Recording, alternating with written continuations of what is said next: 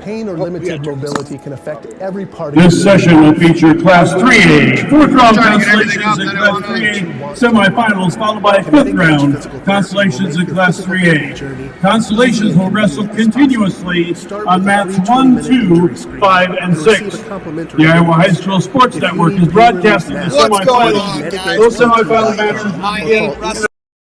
588-0230 to schedule your free screen today. Tournament. I'm Warren Buffelli again, as alongside me, Lars Underbaki, co-founder of IAwrestle. Lars, what's going on, brother? I am ready to have a day, Worm. We woke up feeling dangerous today. It's Dog Bone Saturday, or Friday. It's Blood Round Friday.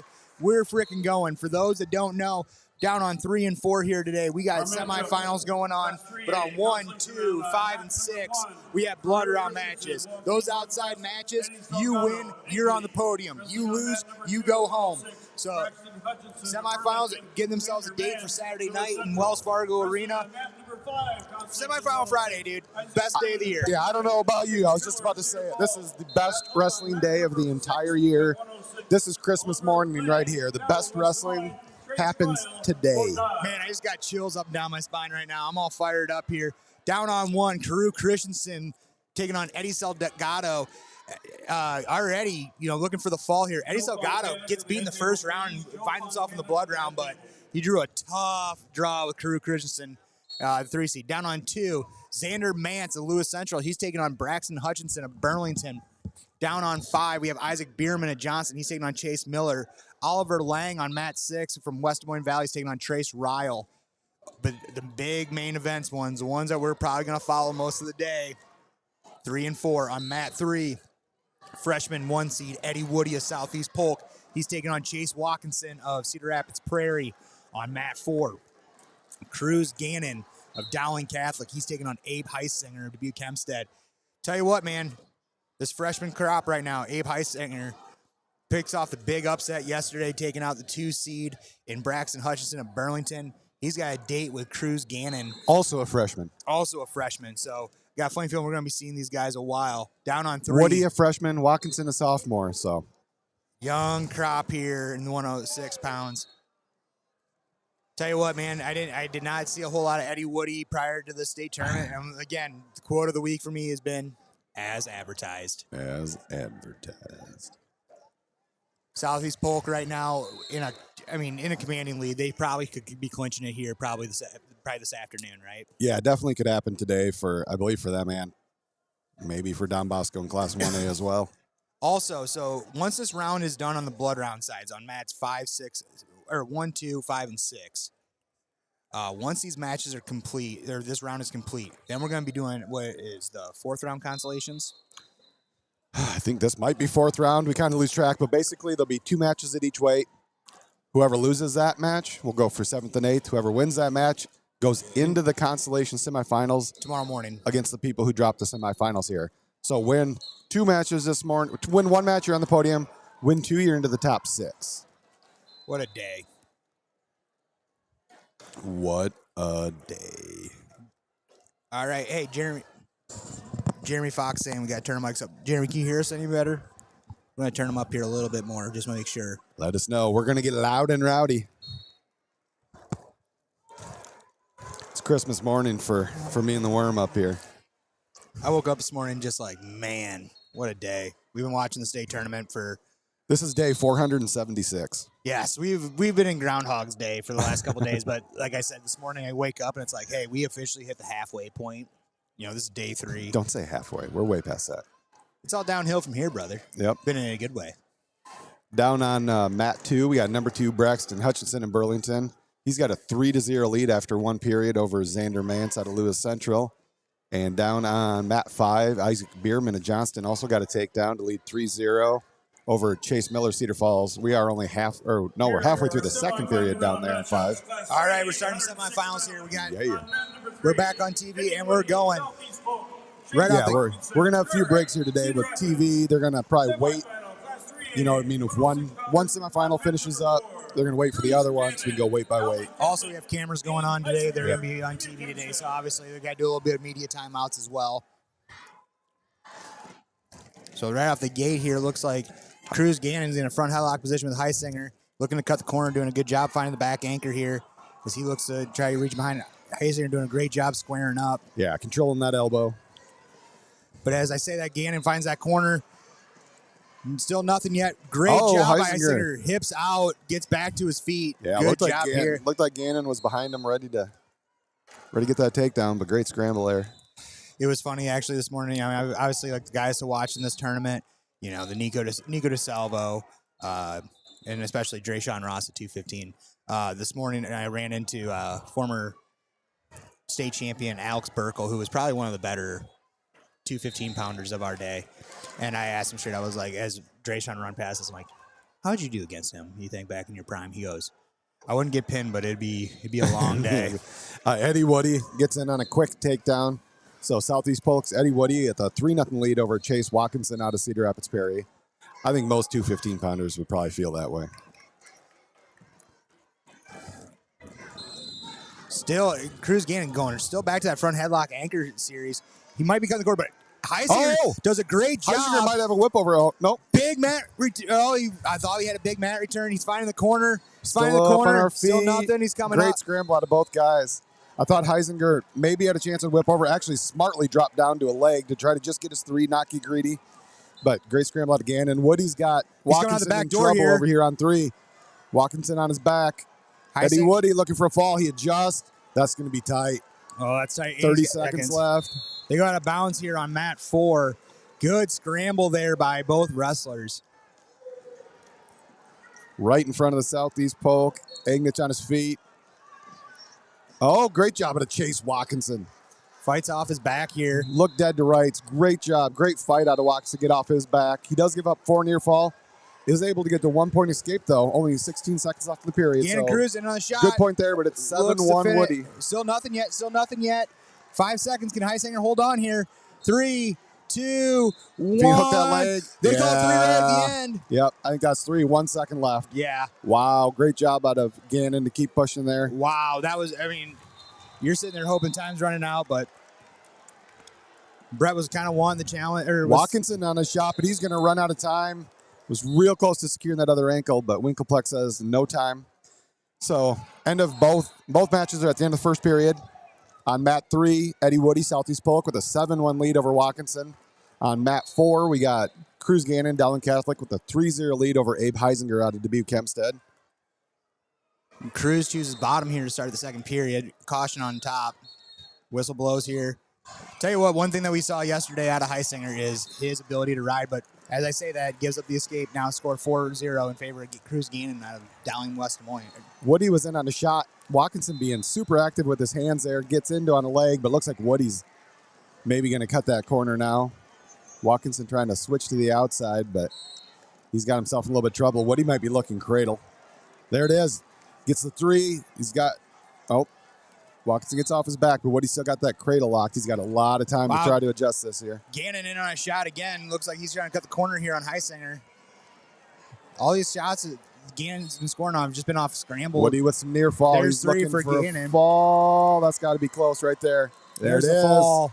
Southeast Polk with another fall. They have their first state finals to the tournament. Eddie Woody Jr.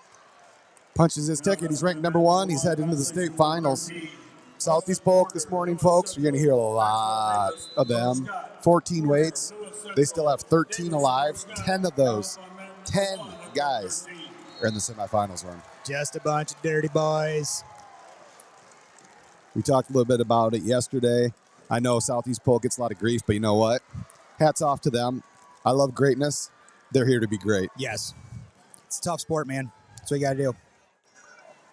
So down here on 4, we can get a little bit more attention here. 30 seconds left here in the second. Cruz Gannon cruising to a 7-0 lead right now towards the end of the second period here.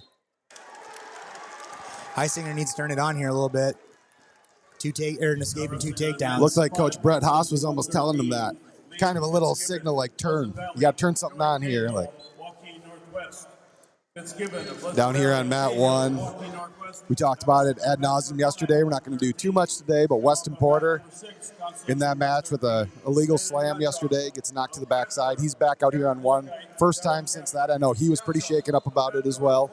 he's immediately in on a shot. So good to see Weston Porter ready to roll this morning. Yeah, so Nico DeSalvo moves to the finals.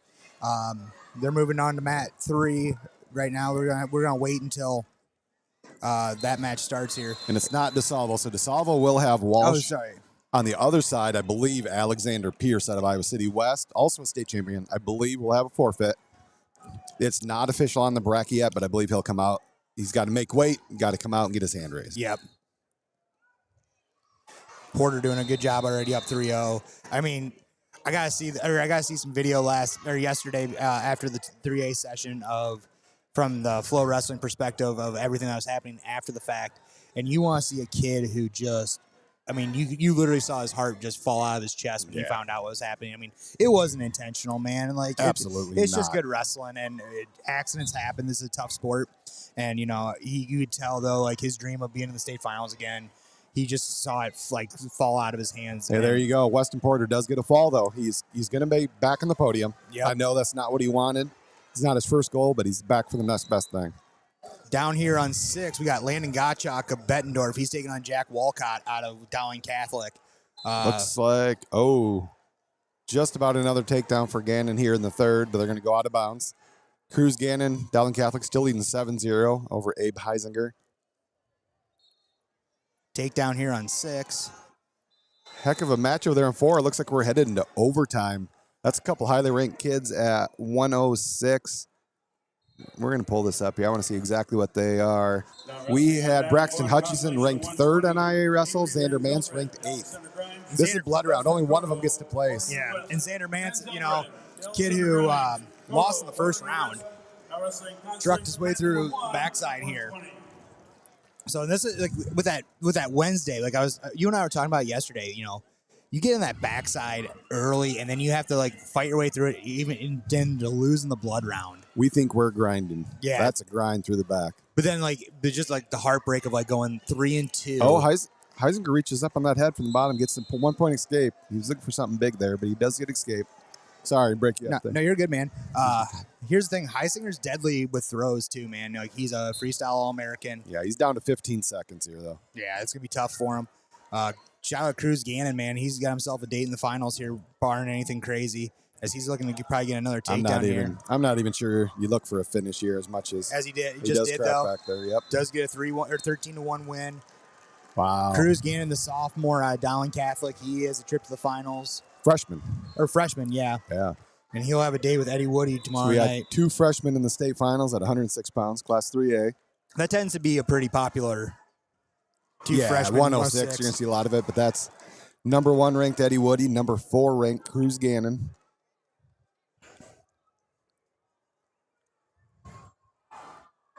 Dowling Catholics quietly had a really good 3A tournament. Get a few more points there. Major decision. Even got a bonus point in the semifinals. So again, we're heading to 113 pounds. Looks like Alexander Pierce is coming out to get his forfeit. It's going to be a medical forfeit. Dylan Munson out of Cedar Rapids Prairie won his quarterfinal match on an illegal slam. He was carted off the arena floor on a stretcher yesterday. We do have multiple reports that Munson's doing great. He has a little bit of damage in his back, in his neck, but nothing they're worried about. He's expected. They kept him overnight. He's expected to get out of the hospital this morning. Full recovery. Everything's going to be all right, but Munson not able to return to the mat today. He's going to default out. He will, though, get 6th place. He's still going to be a state place winner, but Alexander Pierce, defending state champion out of Iowa City West, unfortunately, he was a medical forfeit in the semifinals. He's headed back to the state finals. So we only have 1 match here. On mat 3, number 1, Nico DeSalvo, Southeast Polk Rams, is going to be taking on number 6, Ben Walsh out of Ankeny. I saw this match, or I seen this match in their duel there, and it got chippy at the end between those two. So I don't think there's a whole lot of love lost between these two. I think a lot of people saw a lot of things from that duel. All fans were cleared out of Ankeny High School. They wrestled the final, I don't even know, 5-6 matches with nobody in the arena but wrestlers, coaches, and table workers. Wild. So not a lot of love lost between these schools. Yeah. There's a stall call on Walsh as DeSalvo drops in on a single leg. Still scoreless here, but DeSalvo's real close. He cuts over. There's a double leg. 2-point takedown. I do gotta get a shout out. I just got a text message from Ryan Kincaid.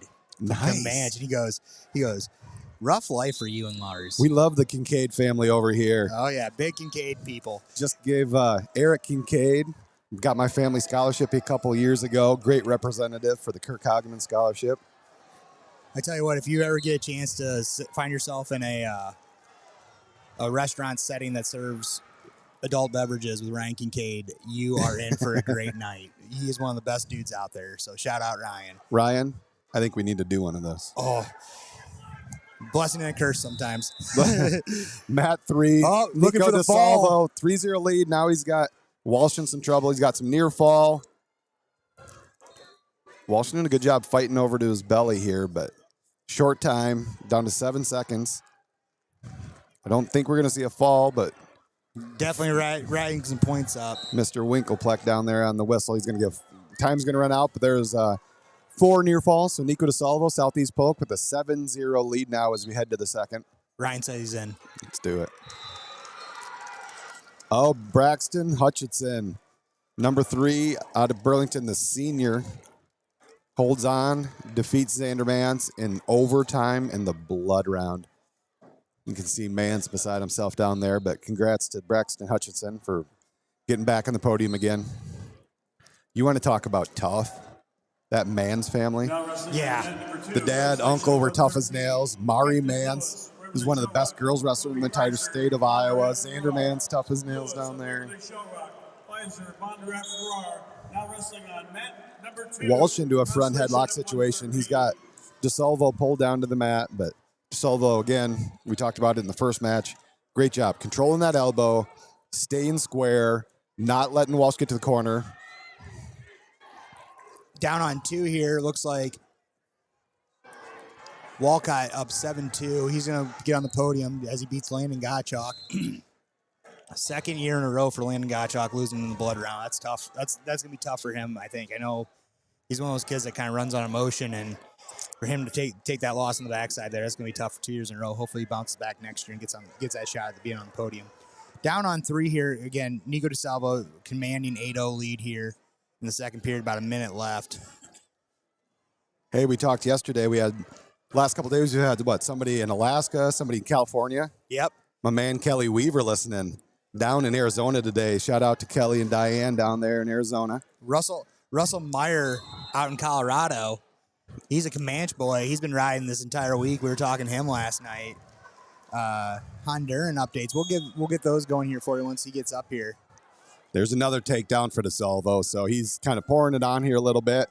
We have 35 seconds left in the second period. Nico DeSalvo, Southeast Polk, out to 11-0 lead. Again, we will finish each weight of the semifinals before we move to the next. So we had a medical forfeit at 113, but we are waiting for the DeSalvo match to go final before we start 120. I'm assuming there might even be a TV break in the middle of all this, so we'll have a little bit of time off there. If we do, we'll try to catch you up on those outside mats a little bit. Again, we're focusing on the semifinals. We do have 4 consolation matches, what we call the blood round on the outside. So win, you make the podium tomorrow night. Lose, you're going home empty-handed. Yeah. Big one, obviously on the backside here, I want to look at on mat 5, Mitchell Pence from Dubuque Hempstead, 3-time placer in the blood round right now, and he's down 2-0. Oof. So taking on another freshman over there, Grayson Manning out of Waukee Northwest. Looks like Coach Haas is not happy right now. I take that back. Sophomore. They all are. Call legal hold 1. Mitchell Pins was tapping there on something. I don't know what it was, but Coach Haas is not happy right now. So back over here on mat 3, we head to the third period, just underway. Stalling 1 for DeSalvo. Stalling on Walsh, so it's now 12-0 for DeSalvo. Takedown here would end things. Down on 2, Pfizer up 3-2 on Kipton Lewis. Minute 23 left here in the third. DeSalvo out to a 12-0 lead. As I'm saying that, Kobe Pfizer gets pinned by Kipton Lewis. Look at that. That's a freshman out of Waverly Shell Rock, Kipton Lewis. Really good freshman. Gets the pin there. Kobe Pfizer running off the mat. You can tell he's pretty distraught right now. You're going to see this is wedding and funerals day too, man. Yeah. Walsh in on a shot. Got a single leg. DeSalvo looking to roll him through, kind of cut that corner. Walsh doing a good job. He's in the waterfall position here. 1 minute left. Ooh, you got to watch that Head knee. high, hips high. Yeah, he's kind of got DeSalvo. Oh, I'm not sure I turned that way. Nope. He kind of turned the wrong way for an experienced wrestler. Goes to the head. Now DeSalvo in on a leg. Hooks the bottom leg. Hooks the bottom leg, looking to hip over. He left his right leg underneath, though, so a little bit of a scramble situation here. There's going to be 3. That's it. Nico DeSalvo, Southeast Polk, going back to the state finals with a 15-0 technical fall. So Southeast Polk, 2-0 so far in the semifinals. All they got's a pin and a tech fall. Yeah. It's all right. We talked about yesterday. This is Southeast Polk's world. The rest of these teams are just living in it right now. As another, Jake Agnes might as well just set up shop on Mat 3 today. He ain't going too many places. You know what else Mat 3 tells you? What's that? The top-ranked wrestlers over there. True. We got Max time, Prine. We're gonna have Max Prine and Jake Knight. Matt Prine. Matt Prine and Jake Knight going at it here in a little bit. Jake Knight, the junior, committed to Oklahoma. State champion. What time does Buzzard Billy's basement open, dude? That is a question. It should be right now. Yep. I would try it if I were you. I don't know who it is, but might as well. Mitchell Pins with the reversal. He's up 3-2 right now. 30 seconds left here in the second. Over on 1, Sylvester Cotail out of Waterloo West just picked up a 5-4 win over Van Zilderen. So Waterloo West got their first guy on the award stand of the day. On the podium, Mitchell Pins looking for the fall over here. Pins looking for the pin. Oh, yeah. Now wrestling on mat number 1, Consolation of 126. Got young Grayson Manning in a lot of trouble over there. But short time, though. I don't think he's got enough to get it. He doesn't got enough to get it. Nope, he's going to get 4 near falls. So he was behind early in the match. Now he's up 7-2. You talked about Pins, no stranger to being in this kind of situation. He thrives. Looking to be a 4-time state place winner. He thrives in this blood round. It seems like every year he's been in the blood round. Well, I'm pretty sure he has every year. I think maybe. So we are in a commercial break here for those semifinal matches, but we will have semifinals at 120 starting soon. It will be number 1 state champion Jake Knight out of Bettendorf, Iowa, taking on 3rd-ranked Matt Prine out of Southeast Polk. And over on mat 4, we'll have number 2-ranked Cale Vandermark out of Ankeny Centennial, taking on number 4 Kendall Kurtz out of City High. Straight up 1, 2, 3, 4. Got some chalk action going at 120.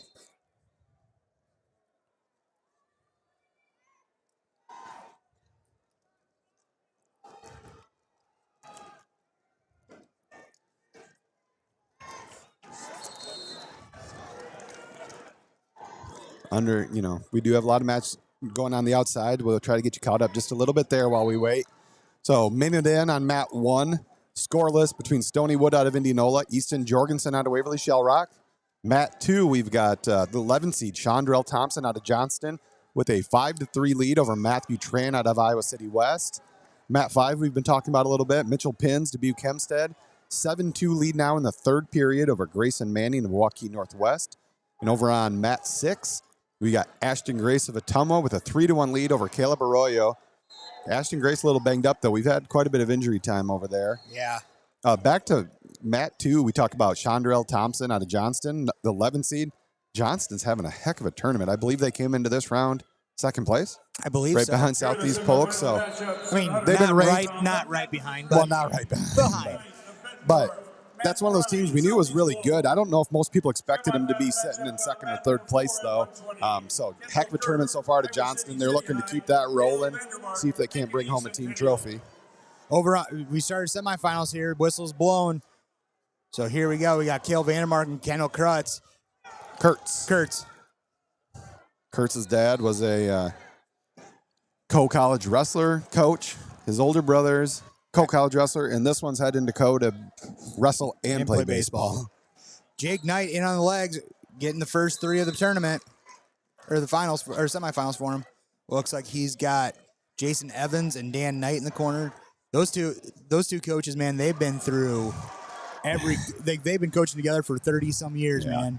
They're at Clinton together. I think at Mount Oh. St. Clair even. Jake Knight looking for a possible fall. That's not going to happen. They're going to go out of bounds, but there's 4 near falls. So Jake Knight jumps out to a big 7-0 lead over Matt Prine out of Southeast Polk. Over on 5, Mitchell Pins becomes a 4-time state medalist. Hats off. That's he's fired quite a up. feat. Good for him, man. That's a kid. You come in here and you're a 4-time state medalist, man. That's unbelievable. That's something nobody can ever take away from you. That's a hard-nosed kid right there. Yeah. I know obviously he wanted to follow in his brother's footsteps with a state title, but and he's been a kid that's been battling injuries almost every year. So for him to come back like that's impressive. Down here on 3, Jake Knight really spreading the gap here. He's in on another shot. He's up 7-1 with 30 seconds left. We got another takedown on 4 from Cale Vandermark. Increase Centennial leading 6-1. He's got a cradle locked up. He's got Kurtz in some trouble over here. There's Getting near some near falls. fall, looking for a fall. We are winding down the period. Only 7 seconds left. Kurt's able to break that grip, though. He gets off his back, but what a dominant period out of young Vandermark. So it looks like actually both these matches are going to finish the first period with 10-1 leads. Cale Vandermark at Kinney Centennial leads Kurtz 10-1. Jake Knight out of Bettendorf leads Matt Prine 10-1. So these two have had some battles. I want to see We've easily been number 1 and 2 all year, and right now looking like we might be on a crash course. If anything, it shows like, the seeding in this tournament, sometimes they say seeding don't matter, but looking at this bracket, I mean, these are clearly the top 4 wrestlers in the state. Kurt's in on a shot over there, but Vandermark doing a good job squaring up. Hard throwing hips down. Kurt's still pursuing. Yeah. Kurt's doing a good job staying after him here. Now Vandermark drops down on a leg, but looks like they're going to go out of bounds. Almost ended in the laps of his own coaches. Corey Connell, Morgan DePringer down there for City High.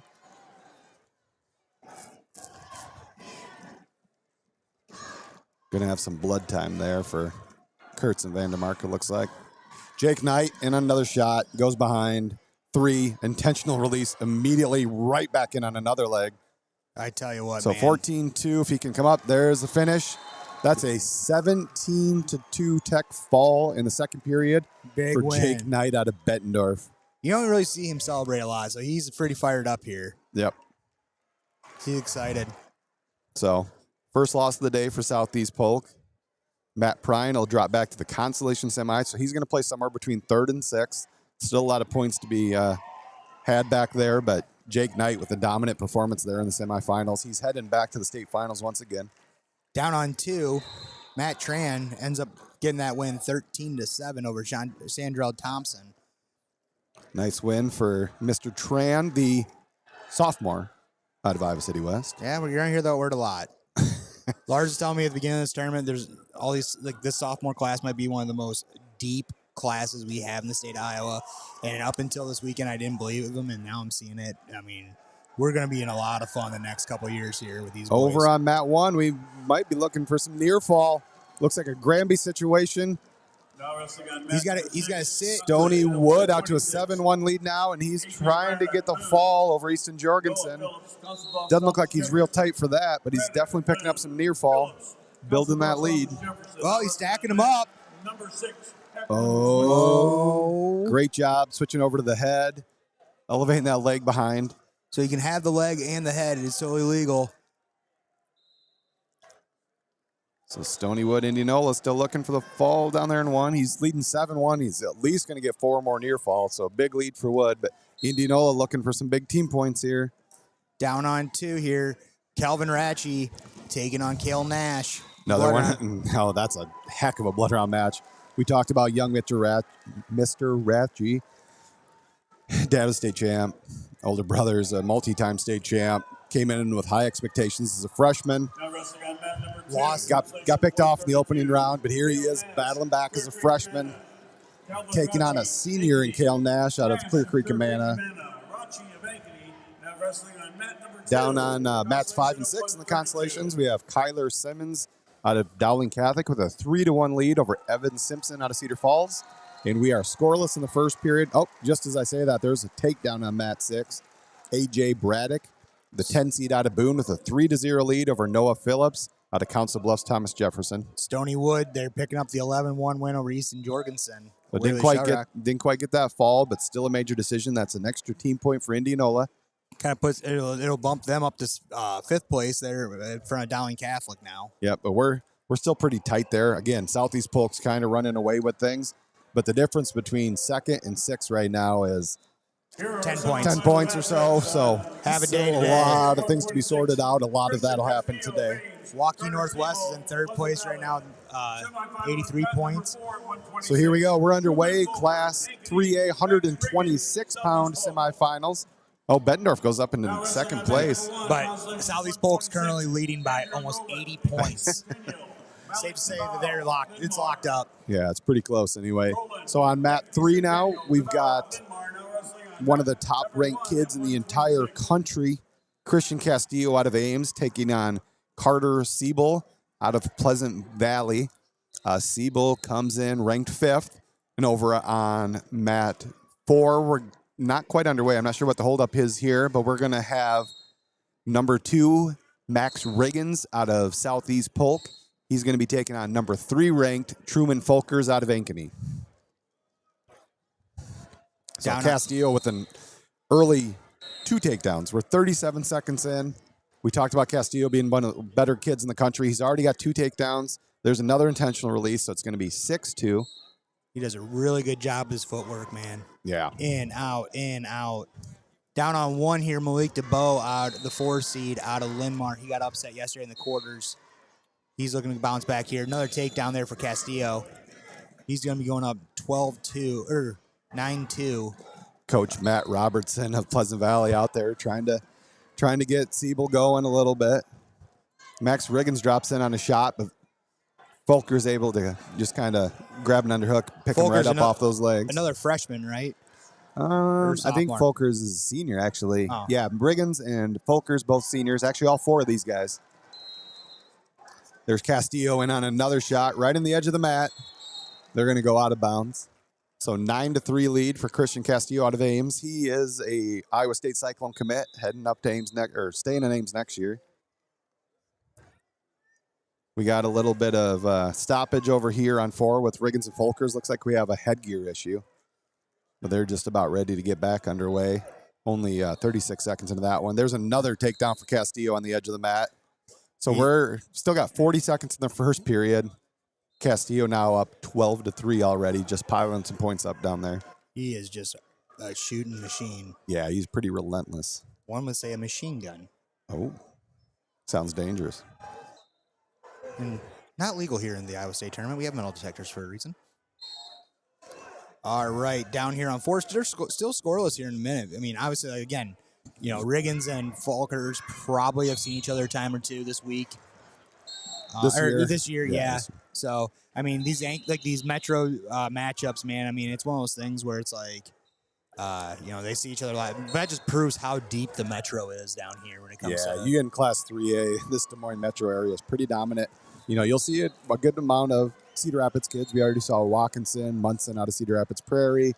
You know, a few kids on the eastern side of the state. Pleasant Valley is represented here. Heisinger from Dubuque, but Council Bluffs Lewis Central's got a pretty good team, but a lot of Metro schools. You look at the team race, you know, you've got Southeast Polk, you've got Indianola, you've got Johnston, you've got Waukee Northwest, you know, all right up there. Bettendorf kind of in the middle of all that, but Carlisle's been great all year in the Des Moines metro area, so really, really pretty dominant in Class 3A.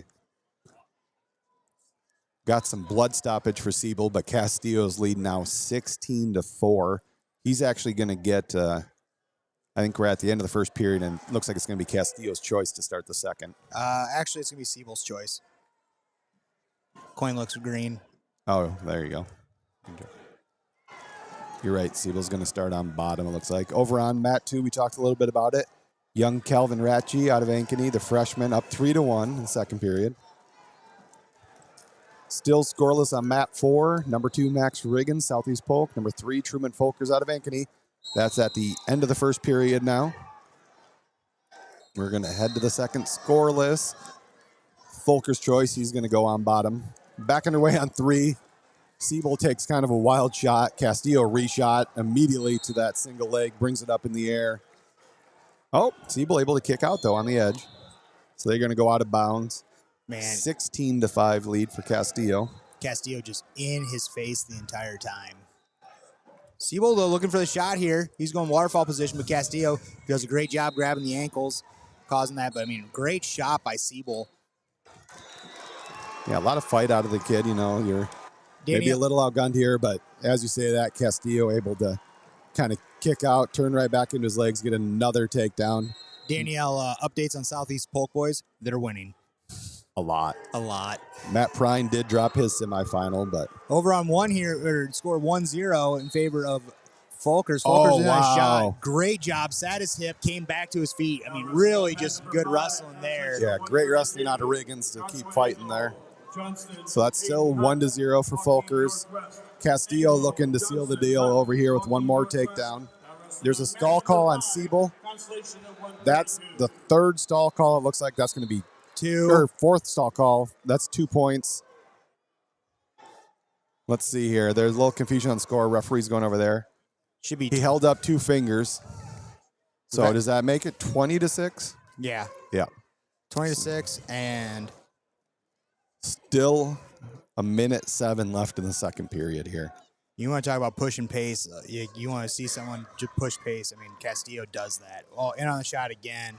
Finds a cradle. He doesn't just want this tack. He's going to look for a fall, but they're going to stop it. As he comes down at the cradle, Siebel able to get to his knees before his back.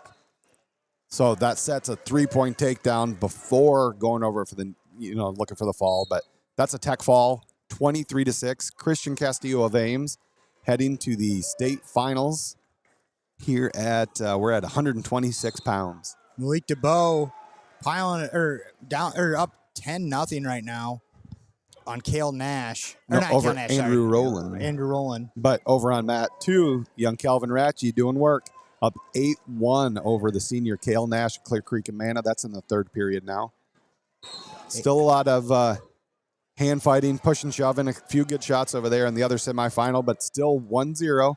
Truman Folkers of Ankeny leading Max Riggins of Southeast Polk. There are about 15 seconds left here in the second period now. It will be Riggins' choice in the third period. Got to assume he's going to go down. If he gets an escape, he ties it up. So they're going to end the second period 1-0. Real quick over on mat 5, we got Joshua Anglo out of Johnston with a 3-1 lead over the youngster Hayden Hutt of Waukee Northwest. Again, Anglo, the guy who knocked off Ratchey in the first round, having a heck of a tournament out of Johnston. Just going to say that. And over on mat 6, A.J. Braddock of Boone with a 9-4 lead over Noah Phillips. That's late in the third period. Nash gets the takedown here, and he's looking to cut. So 8-5 now. He doesn't have a whole lot of time. He's going to run out. Calvin Ratchey's going to go 8-5. Great. Actually, a really smart job at Ratchey.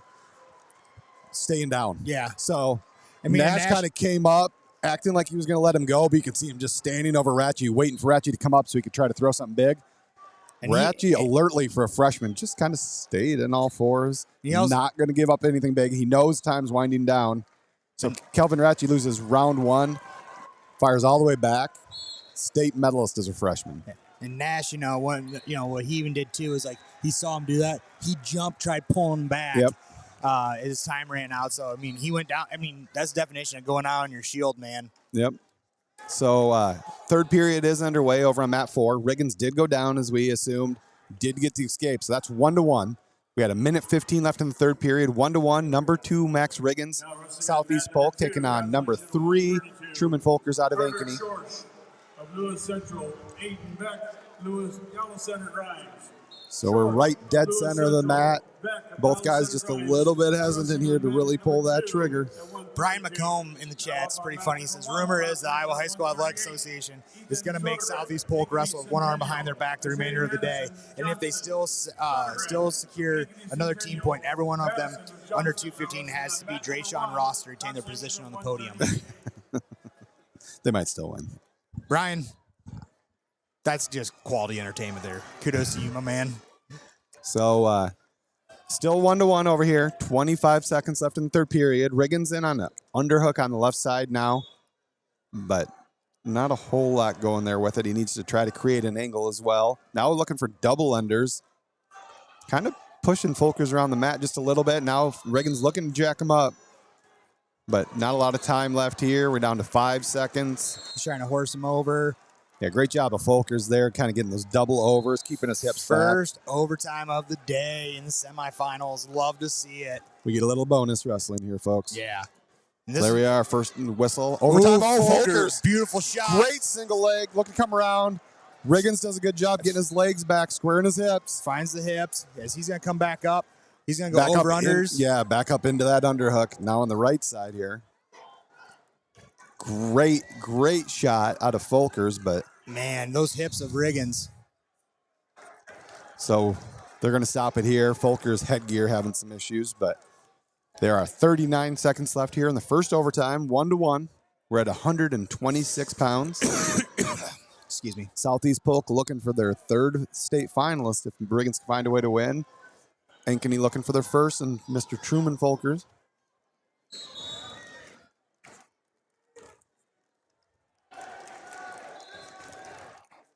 Some pushing and shoving. Riggins tries a little slide by, little head shuck, but nothing there. 15 seconds. Now Riggins working on a 2-on-1 Russian tie. Working on Folkers' right arm, but Folkers doing a good job kind of staying square. Going to go out of bounds with 9 seconds left here in the first overtime. For those of you that AJ Braddock, Boone with a big win over on Mat 6. Boone's got a guy in the ward stand tomorrow night. For those who don't know, so there's the end of the first overtime. What's going to happen here is each person will get their choice. 30-second periods. Most likely one will choose down. It's Folkers' choice first. You'll wrestle the entirety of those two 30-second periods. If nobody scores or the match is still tied after those two 30-second periods, first point of the match gets their choice, and the last 30-second period, the third one, if you escape, you win. You hold them down, you win. And I believe Folkers did score the first point of this match. There's Folkers up to his feet. Riggins holding on to that ankle, now working up on it. Good job out of Riggins pursuing there.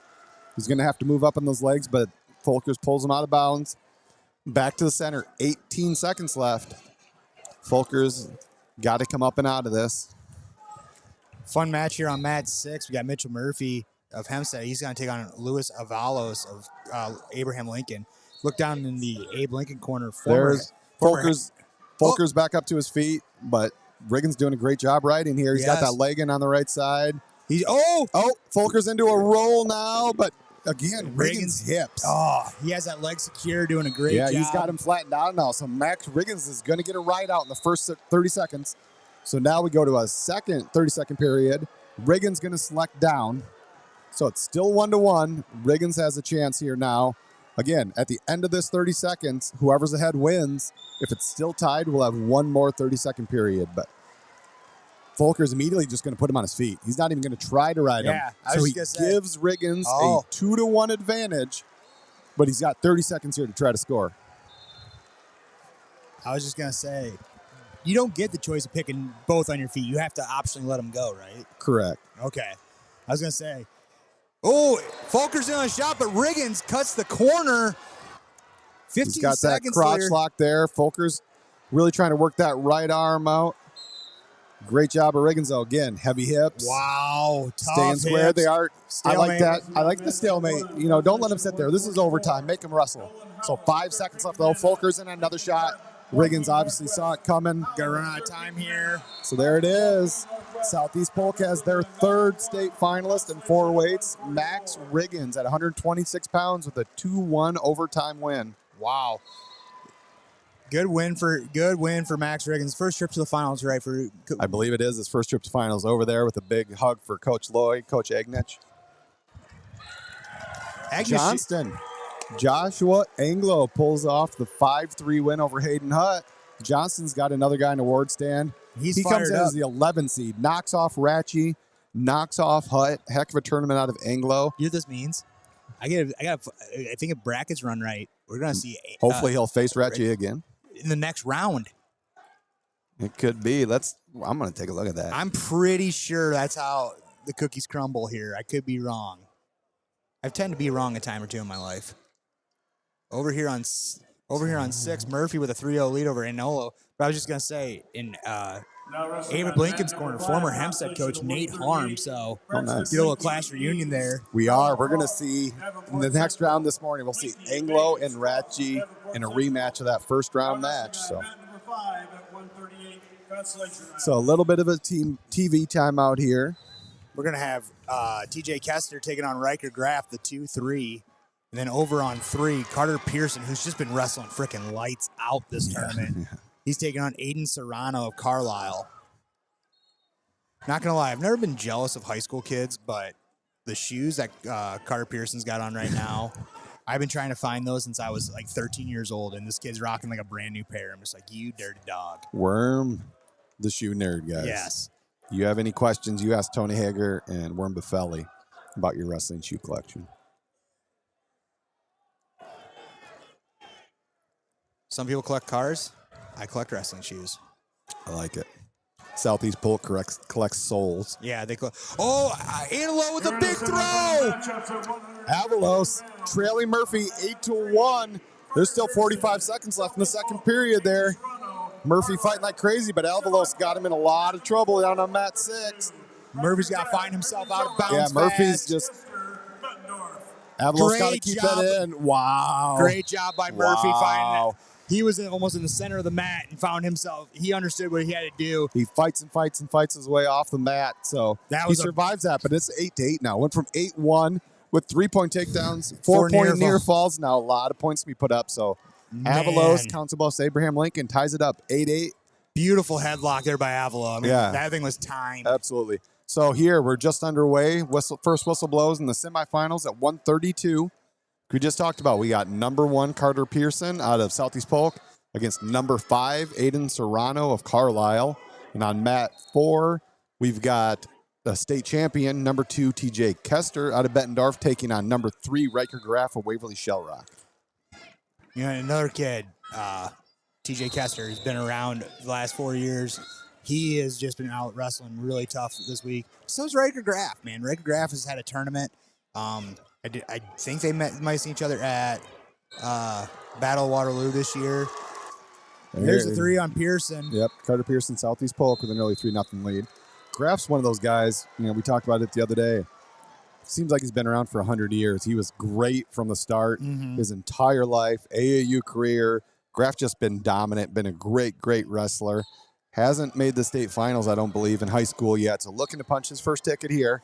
But tough opponent against the state champion, TJ Kester. The other funny thing going on here is you have a chance at a Pearson-Kester final. Both are defending state champions. Both heading to Ames. Yeah. Again, we just talked about Castillo heading to Ames to wrestle for Iowa State. Pearson and Kester are going to be teammates next year up in Ames as well. Tied 9-9 here, down on 6. That barn burner of a match here between Avalos and Murphy. Murphy doing a good job jacking double unders. Murphy loves being in this Greco position. Was a blood round guy at Fargo in Greco, so he's not afraid to be wrestling high up here. He's trying to cut the corner. Avalos, though, he's trying to find the takedown here. But we got Merkel.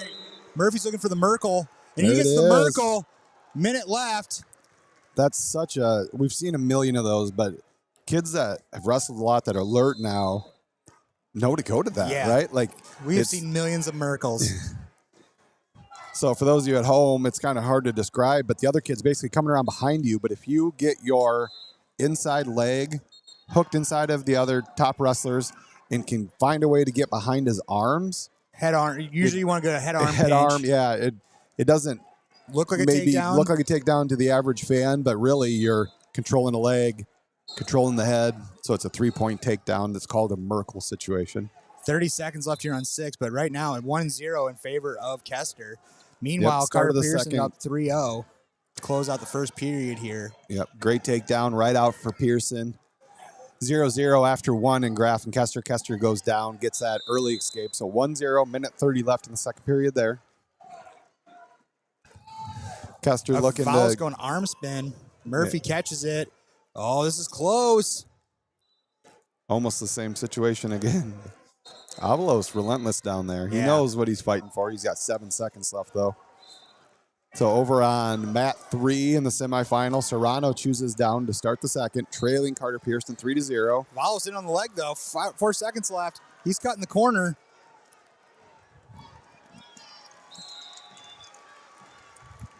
There's a nice shot out of Kester on mat 4. He's got that single leg on Graf. Waverly's saying potentially dangerous there as his knee kind of went the wrong way, but they let it continue. Kester able to come around, secure the takedown. So Kester takes a 4-0 lead now over Riker Graf. Pearson still leading 3-0. Riding Serrano pretty tough here. I kind of thought maybe we'd see Pearson let him back up and try to build a lead here, but he's pretty content putting on a real good ride. He's got Serrano's head down on the mat, looking for a way to get some near fall. Great job of Serrano sitting his hips out, though. Serrano, nice job. Looked like Pearson was kind of controlling him. He gets hands, sits his hips, kind of goes to switch position, and Pearson just kind of gives it up, lets him have 1 instead of 2. So up to his feet, 3-1 now for Pearson. Kester putting on a great ride on Riker Graf there, but just as I say that, Graf clears his hips. Not one quite yet, but he's facing him. Graf's head on top. That's got to be one. There it is.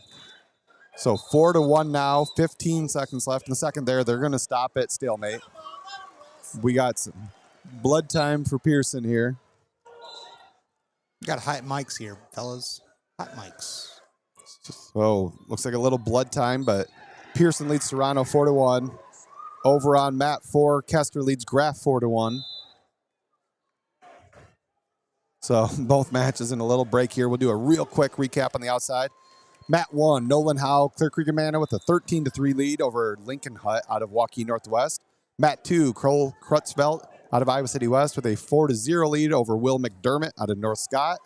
Over on mat 5 at 144, we've got Danny Peters of Clinton, Trenton Byers, Council Bluffs, Abraham Lincoln just about to get underway. And on mat 6, Nicholas Wise out of Marshalltown with a 3-0 lead over Cameron Bennett, Des Moines East. Kester with a really nice shot. Well, actually, it was kind of far away, but managed to get in on the legs in a waterfall position here with Riker Graf. That's early in the third period there. Both matches back underway. There's 3. Pearson in on a shot on Serrano down here as well. Only 20 seconds left in the second period there. He finds a cradle. Oh, wow. Oh, he is. I can give it up. Gonna give that up, but he gets his 3. Late in the period, I like that decision. Don't get greedy. Get your 3 points. Build your lead. 7-1 now for Carter Pearson of Southeast Polk as the second period winds down. 7-1 on mat 4 as well. Minute 15 left here.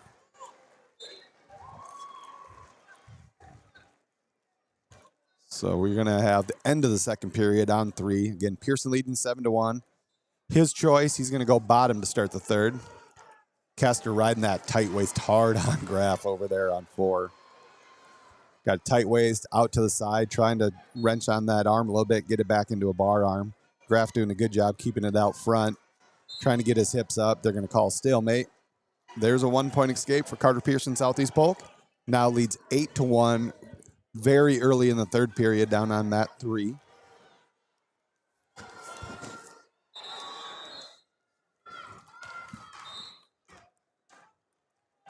Shot out of Serrano, but can't even get to Pearson's arm or legs there. But Serrano, again, reshot. Pearson took kind of a half shot. Serrano reshoots right back into the leg, but they are going to go out of bounds. Serrano, he is staying in this fight, man. He is not afraid. Looks like Pearson's going to taking a little bit of time to get back to center.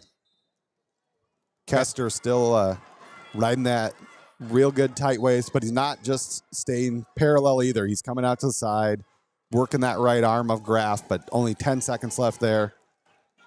7-1 lead still.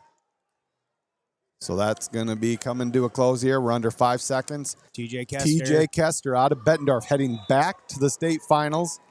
He's got a 7-1 win over Riker Graf out of Waverly Shell Rock. So TJ Kester back in the finals at 132 pounds for Bettendorf. Big win there for Kester. Big win for Bettendorf as well. They got a couple big wins, couple finalists already. They're going to be fighting for that probably second place team trophy here. 45 seconds left on mat 3. Serrano still pushing that pace there, trying to get to Pearson's legs. But if you watch Pearson, he's got really good head-hands defense. He's always in good position. Really tough to get to his legs. Serrano has not been able to penetrate and get to him hardly at all. That one reshot where he got there, but that was about it.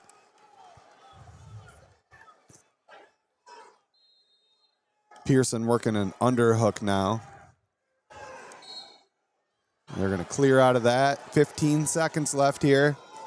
Serrano's going to have to maybe try to find something big, but alertly Pearson drops in on the leg. As time runs out, he's going to win 8-1, possibly 11-1. Yep, They 11-1. do. They award the 3 right at the very end. So, hey, just in case they needed it, Southeast Polk, it's another bonus point. Bonus point. Pearson gives the thumbs down to the Carlisle bench, though. I think he's going to lose a team point. 11-1 win for Pearson. Southeast Polk's got 4th finalist now. That's a team point, hey. But that's a team point. But they can give one up. I'm assuming some bad blood there. Obviously, Southeast Polk, Carlisle, very close to each other. Wrestled a few times. Nothing violent, but Pearson just looks at the coaches from Carlisle. Goes straight thumbs down. Logan Trenery, Southeast Polk, Cash Johnson. Look like Pearson seeing his dad getting a big hug there. Yeah. But he's heading to state finals. We got 2 state champions, 2 Iowa State commits heading to the finals at 132 pounds. It'll be Carter Pearson, TJ Kester. Ankeny with a big win over on 1. That's Trenery of Southeast Polk. Gets beat out, comes in as he's a defending state runner-up. The 2 seed will not be on the award stand. We have been told he's a little sick, under the weather. Yeah. But Cash Johnson of Ankeny with a fall over number 2 Logan Trenery. Tough week for Trenery, man. Yeah. That's one of those things, like, prepping for the state tournament, man, that's one of those things, like, you got to make sure vitamins are in your system. You got to make sure, you're kind of staying healthy, because obviously you do not want to be getting sick the week of the state tournament. Yeah. That's a tough break. Down on 5, we got Brady Rissman taking on Noah Hawk Irwin. Couple young guns. Yep. I feel like they've probably seen each other a time or two growing up. Yeah. But Rissman in on the shot, but Irwin just hips hard. Crutchfeld out of Iowa City West picks up a major decision in the blood round. He's going to be on the stand. So that's a freshman, Brady Rissman, taking a sophomore, Noah Hawk Irwin. Over on mat 6, Nicholas Wise out of Marshalltown picks up a 15-0 tech fall in the blood round. Marshalltown's got themselves a state medalist, and Nicholas Wise, 138 pounds. There's some swagger there, feeling like Marshalltown. So we are in TV break on the semifinals. That's why we're covering a little bit more of these consolations. We got a 2-point reversal over on 5 for Noah Hawk Irwin. Still trailing Rissman 3-2, but only halfway through the first period. So in the semis here at 138 pounds, we're going to have Will Oberbrock, or on mat 3, Matt Crossan out of Indianola. He's going to be taking on Ryan Ryder out of Carlisle, the 5 seed. On mat 4, we got Will Oberbrockland. He's going to be taking on Cody Trevino out of Bettendorf. So we got 1, 2, 3, and 5 down there. Now we're going to get to scrapping here, whistle blown. I tell you what, I'm excited to watch this Trevino Oberbrockland match. Oberbrockland's just been wrestling so well this tournament. Oberbrockland's been great. As I say that, he finds a corner, but Trevino trying to find an ankle pass here. He's looking to come up, but at the same time, oh wow, that's gonna be Nope. Trevino does a great job elevating that leg. My knees hurt just watching that scramble right there. I'm getting to be an old dude, man. Oberbrockland was close, but Trevino doesn't give up, keeps his head high, hips high. You're going to win a lot of those situations. So 3-point takedown for Cody Trevino out of Bettendorf. Looks like we got a little bit of injury time here. Down here on 5, Brady Rissman up 4-2, but Noah Hawk Irwin in a waterfall position, trying to roll through, to come out the back door. But Rissman doing a really good job grabbing ankle, trying to roll through here. About 3 seconds left here in this match. Nothing here, nothing here, nothing here. And they go 4-2 at the end of the 5th. Or first, my bad. Down on 3. Eric Kahn on 2, looking for a fall for Dowling Catholic. But back to the semifinals there. I'll let you take it away, sorry. All right, Matt Crossan and Ryan Ryder. Matt Crossan, he's been as good as they come. Last year, he took an upset in the semis. Last second takedown, if I remember, but he's been wrestling just absolutely solid. The sophomore out of Indianola. Really, he's one of the, you're talking about these young guns. Indianola has a pack of young guns, I think, coming up. Looks like Ryder in on the leg. Crossan doing a really good job hooking that underhook, keeping pressure in on that whizzer. Ryder he's got that leg shelved, kind of looking to pull it up, but Again, Crossing with a real good whizzer there. Now he's looking to kind of roll it through. They're into a scramble on the edge. Going to go out of bounds. Back underway, Trevino and Oberbrockling. Oberbrockling gets an escape, but Trevino leads 3-1.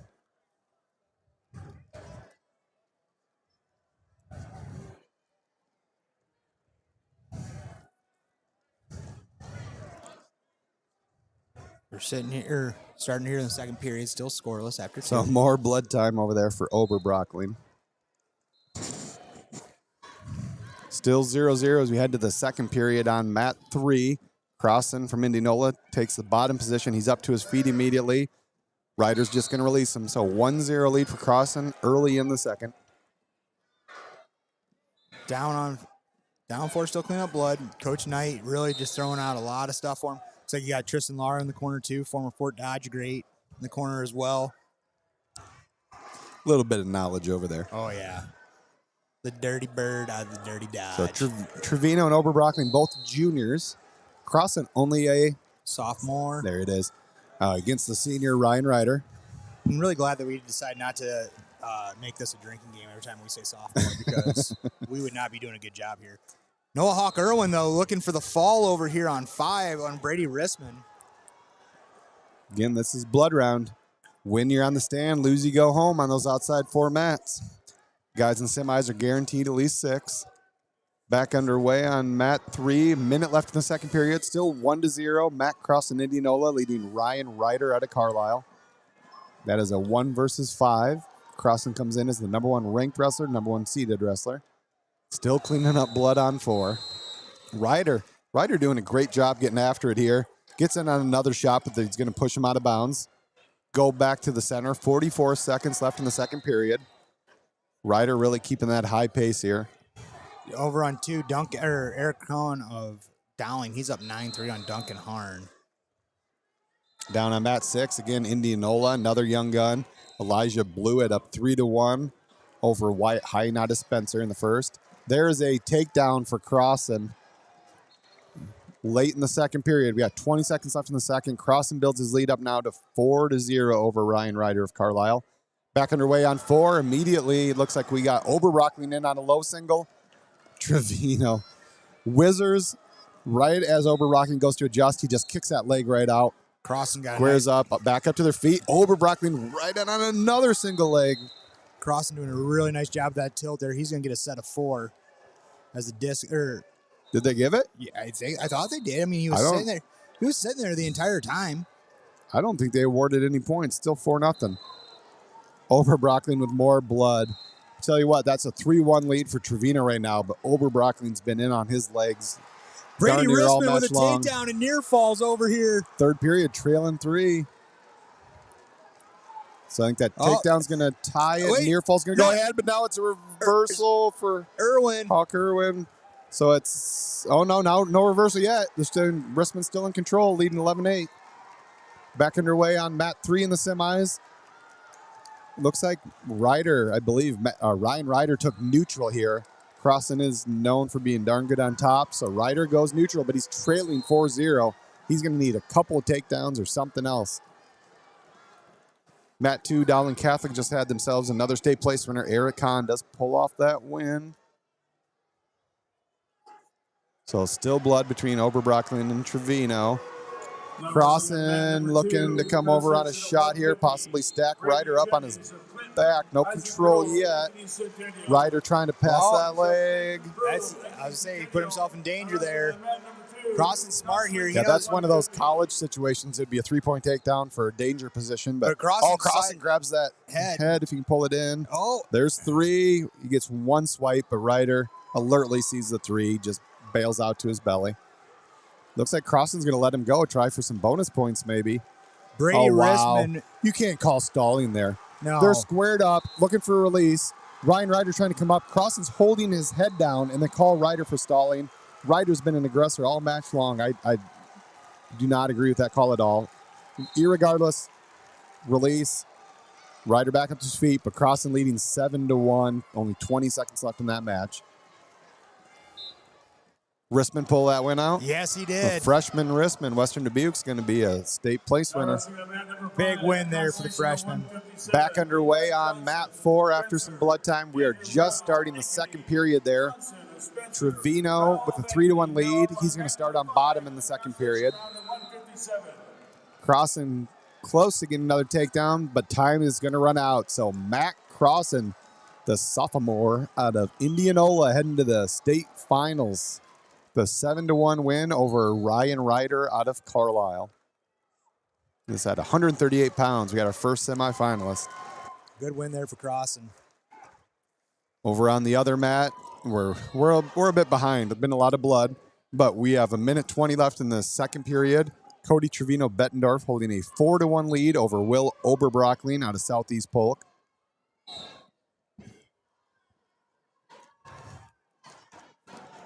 Again, Oberbroeckling's been pushing this pace quite a bit, but Trevino, does a real good job of scrambling. Now Trevino's kind of pushing Oberbrockling out of the way off the mat as we go back to the center. 59 seconds left in the second period.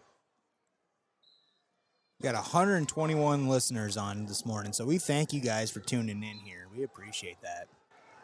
Absolutely. Kind of cool to see people from all over the country listening as well. So Iowa blood runs deep. Wrestling blood runs deep. We got people all over listening to us. There's Trevino in on a shot. Re-attacked by Oberbrockling, but nothing happening. Back up to their feet. 30 seconds left in the second. Over on one, Dominic Tigner. He's going to take the win over Gabe Rubnio, 2-1. So Norwalk got themselves a state place winner in Tigner. Still on her feet here. 15 seconds left in the second period. Cody Trevino leading Oberbrockling 4-1.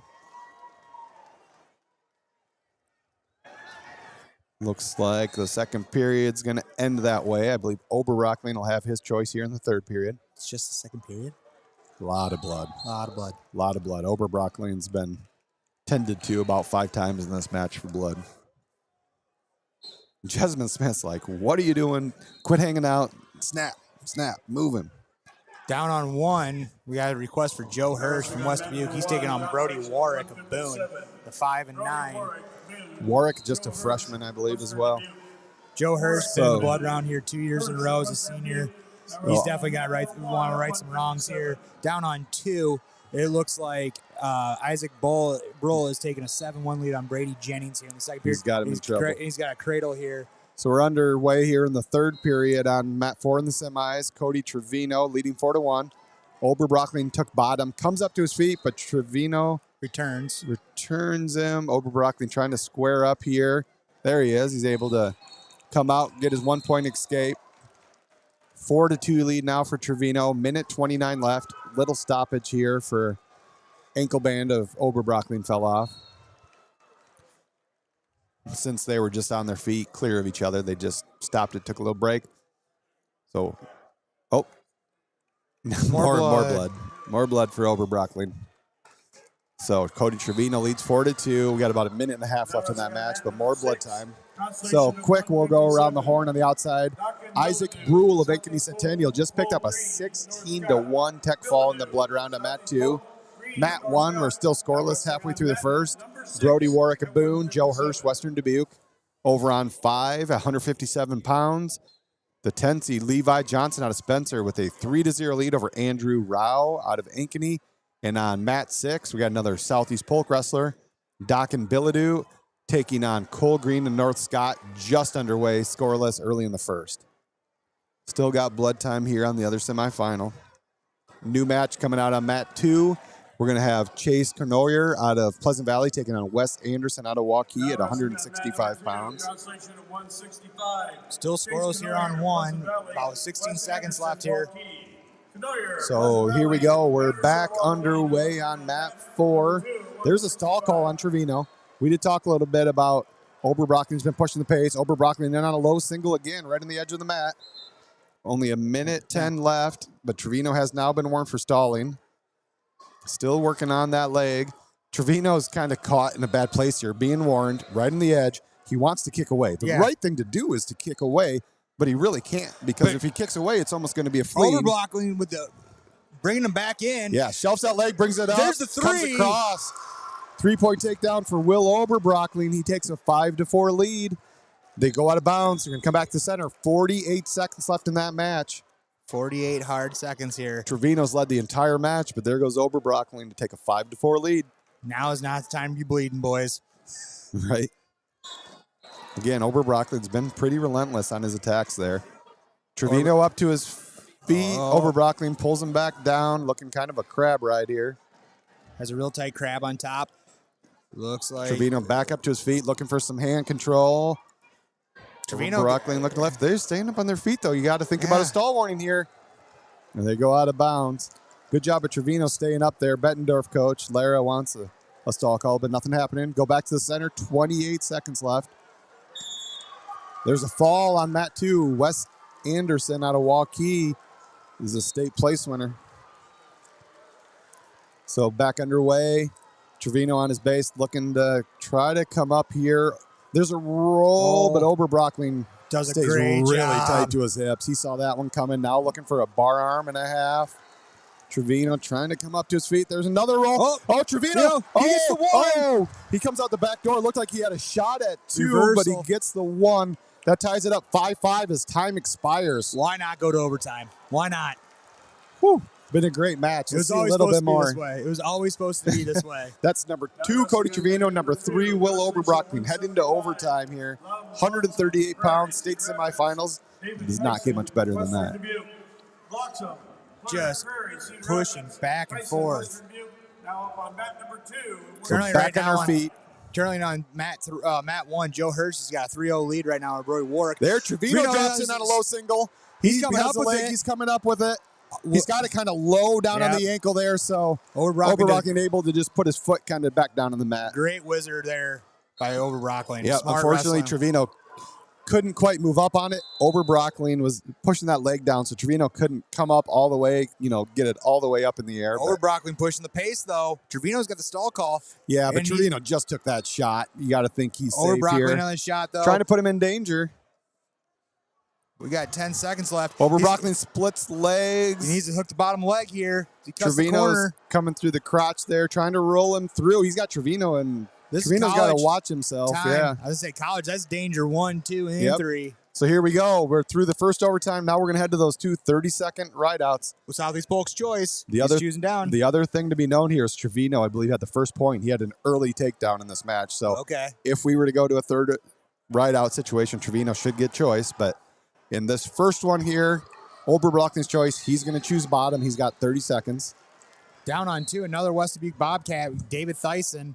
The 16 seed, he's already up 3-0 on Loud. Oberbrockling up to his feet. Trevino tries to drop back down, but just as he does, Oberbrockling felt it and throws his hips out, gets the 1. Smart wrestling here by Oberbrockling, man. I tell you what. It's been a heck of a match down here on 4. Been a fun match. So 6-5 lead for Oberbrockling, but we will, no matter what, we will get another 30 seconds here, and Trevino will get his choice. So time's going to come to close on that second overtime period. Trevino's choice, I'm assuming down 1, he's going to take down. Coach Knight tells him, you're going down.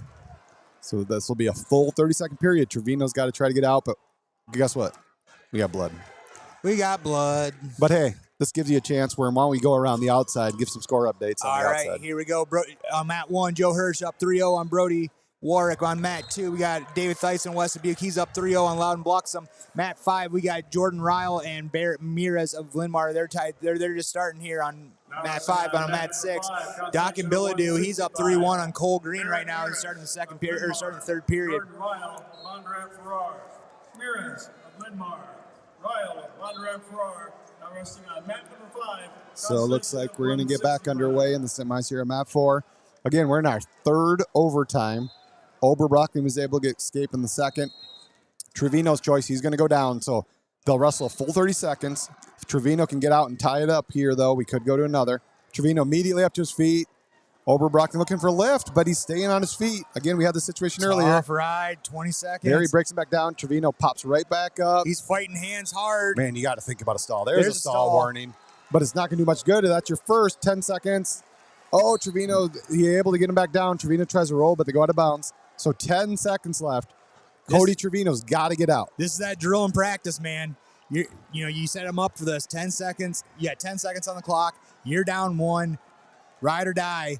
You got to freaking go here. You got to beat the ref here on top of it too. Absolutely. Oberbrocken covers the left side. There's the whistle. Tripod position. Trevino comes back up. Roll. Tries to roll. He's going to get out. He's going to go. Oh, no. Oberbrocken grabs a leg. Oh, it looked like Trevino was going to get out, maybe even have a chance at reversal, but Oberbrocken able to hang on. What a win for Will Oberbrocken. Gutsy ride. Big win for Southeast Polk Senior Will Oberbrocken. Coach Knight wants to go have a chit-chat real quick. Nah, there's nothing to chat about. He was close. Great effort out of Trevino.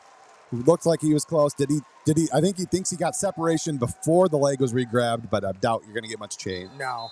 I get what he's saying for Knight. He kind of rolled, hipped out. I think for a second the grip broke, but I think there's a little bit of reaction there. Yeah. Oberbrocken immediately, went back to that leg after the roll. They're going to call it a ride out. So another match, another weight, another Southeast Polk state finalist. Oh, great match. The sky is blue. Hats off to both those guys. Great match out of Trevino. Great match out of Oberbrocken. But Oberbrocken is going to come out on top. Thanks, Dan. Looks like, I believe, Joe Hirsch got the win on mat 1. Now wrestling on mat number 1. Consolation of Macklin Penner over on mat 1. It's Bobcat Central on 1 and 2. Penner, Western Dubuque. Pontier, Indianola, Penner, Western Dubuque. Now wrestling on mat number 1 at 165. Penner with a takedown right away. Now wrestling on mat number 6 at 165. So we are 6 weights into the semifinals. Southeast Polk's got 5 guys already in the state finals. What a day for them. 6 weights. And guess what? Here comes number 1 Joel Jessaroga as well at 144. So we are in a little TV timeout. But on mat 3, we're going to have number 1 Joel Jessaroga. He's going to be taking on Ryan Young out of Indianola. He comes in as 4 seed. IAwrestle, we had him ranked 5th. And one of the matches to me that I wanted to see the most of the entire day, this is one of my highlights right here. You want a match to watch on mat 4. We've got state champion Coy Davidson out of Fort Dodge. Number 3 taking on number 2 Jakari Clark out of West Des Moines Valley. They already wrestled this year. I believe Jakari Clark got the win last second. So it'll be a fun one to watch here. Again, Davidson defending state champion, but they do not make wrestlers much more explosive than Jakari Clark. No. So we are underway on both mats. Again, on mat 3, there's a nice low double leg. Justice Jessaroga, Southeast Polk with an early takedown. 3-0 lead over Ryan Young out of Indianola. Tough ride. Someone, Mark Morris just said we should make Gutsy Ride t-shirts. We should. I love it. I'm okay with that. Little Gutsy Ride. Give me all the IAwrestle t-shirts I can have.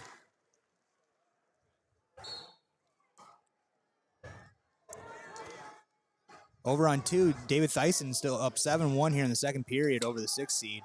Loudon blocks Mat him. 1. Look at Macklin Penner in on a huge double leg. Oh, maybe he was already in control, but either way, he kind of dropped down on those legs, blasted through him. So 3-0 lead for the freshman Macklin Penner over AJ Pontier out of Indianola. 7-4 right now for David Thyssen as Bloxham gets a takedown here with about 4 seconds left in the third. Semifinals, we're still scoreless between Davidson and Clark, about a minute into the match. Ryan Young able to get an escape for Indianola, but he trails Jessaroga 3-1. 40 seconds left in the first period.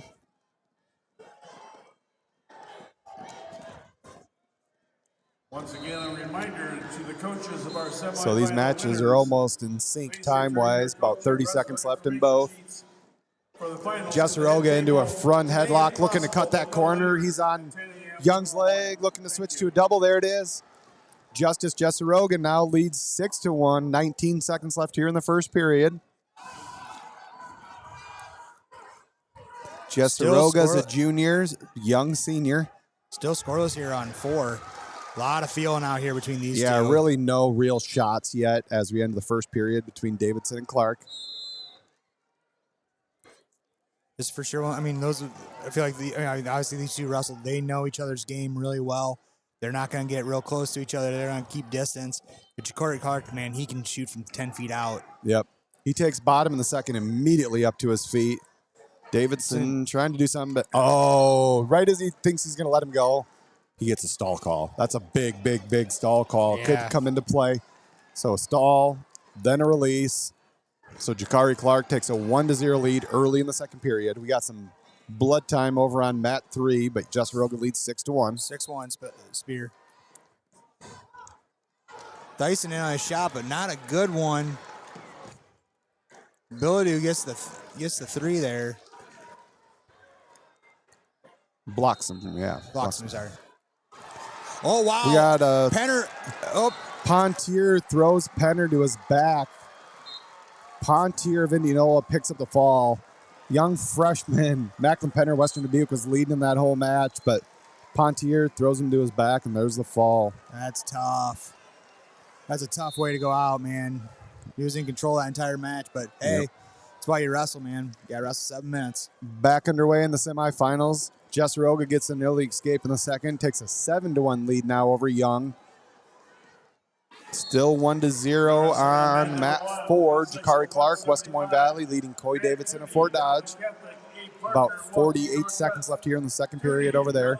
Jess Roga pretty relentless over here on his attacks. A lot of heavy hands, snaps, moving him around, looking for some go-behinds. You want to talk about a kid? Ja'Cory Clark in on a blast double. Davidson does a great whizzer. job. Solid whizzer there. Turns his hips down, throws in a whizzer. They're going to go out of bounds. That was a real nice shot out of Clark. So 31 seconds left in the second period as they head back to the center. Still 1-0. Here's Jess Roga in on a low single again. Switches off to 2, and there's the takedown.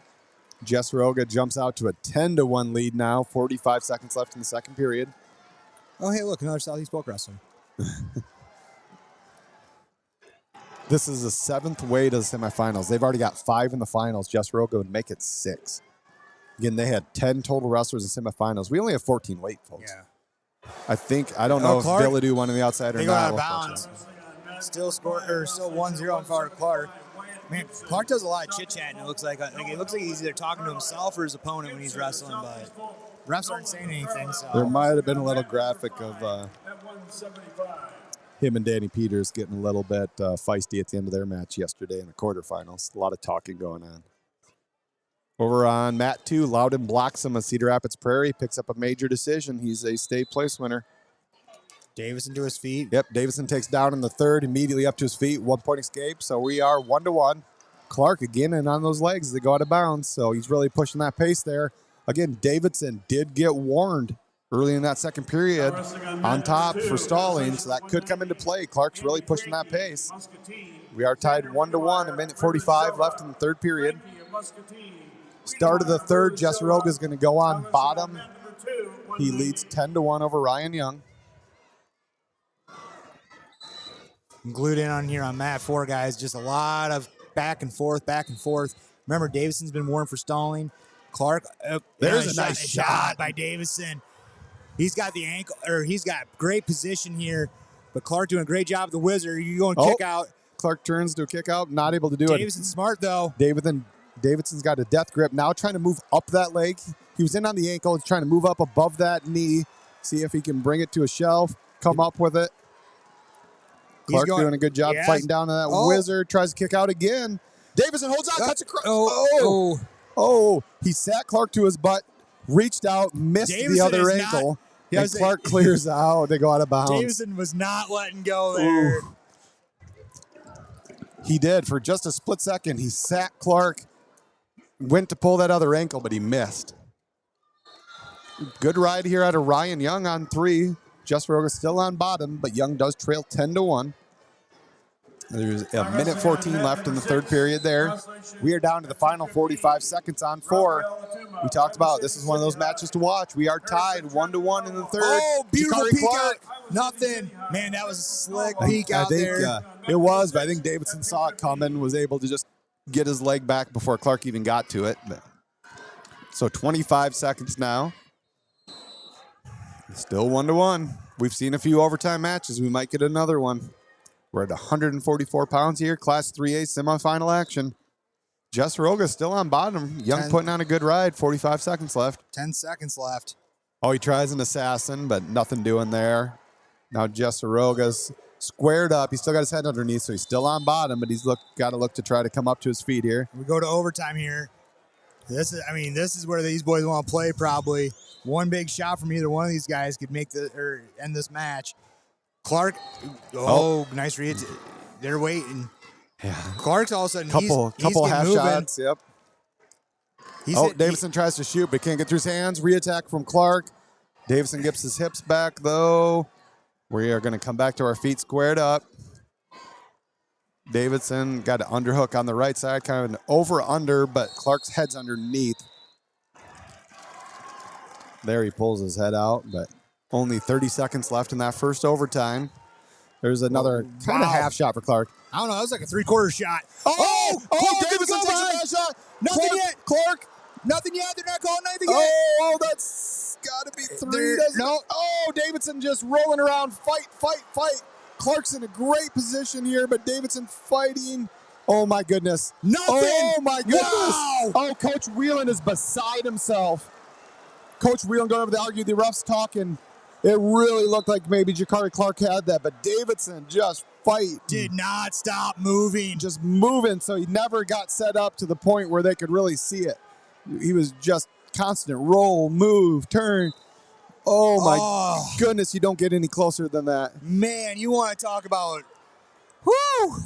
Over on mat 3, it does go final. Joel Jesseroga gives Southeast Polk their 6th state finalist with an 11-1 major decision over Ryan Young. I hope one of you guys aren't out here listening and have headphones on because we might have just got you guys everybody. deaf.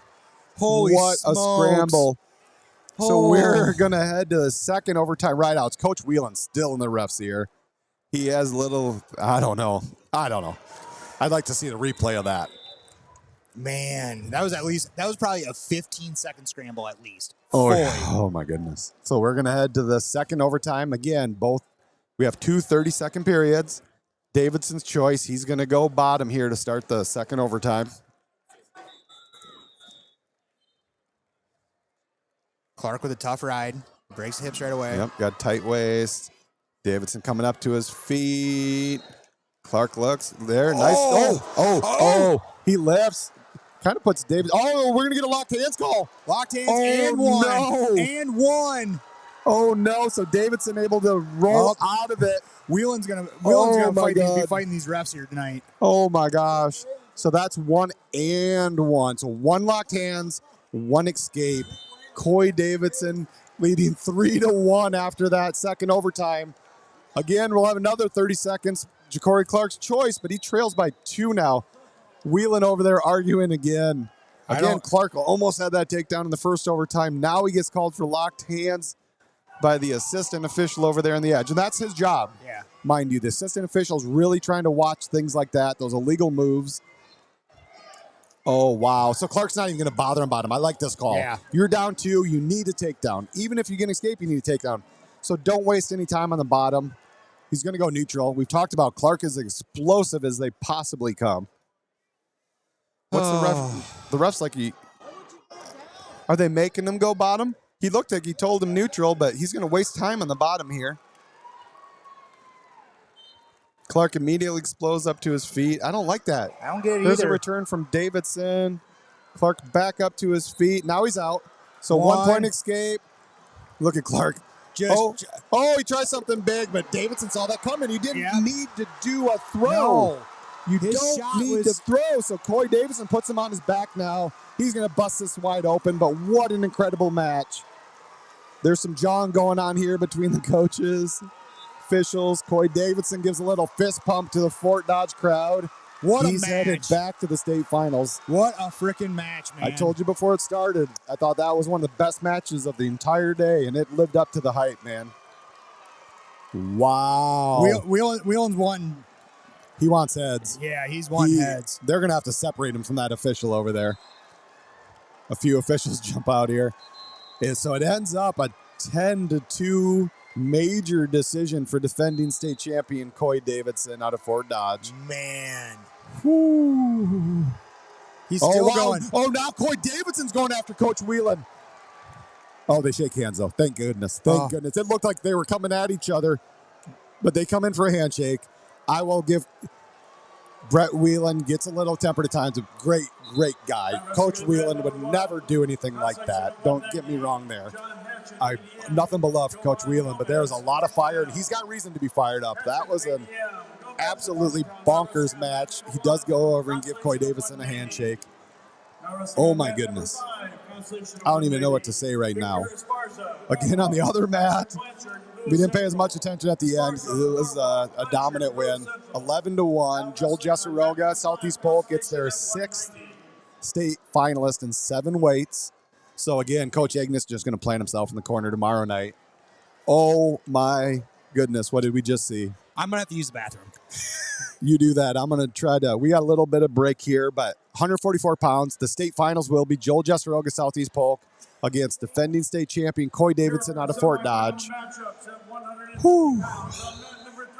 So we're going to take a little break here, but we're going to, no break here. We're going to get into the 150-pound finals here on mat 3. We are going to have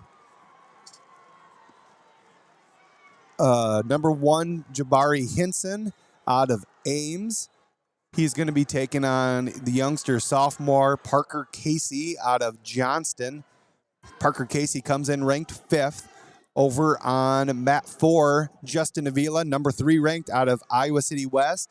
He's going to be taking on Mason Lucas out of Carlisle, who comes in ranked 9th. Lucas had a big upset victory over number 2 ranked Trinary yesterday in the quarterfinals. So we've got 3 versus 9. We've got number 1 Jabari Hinson taking on number 4 Parker Casey. No scores anywhere yet. Avila really pushing that pace over there on 4.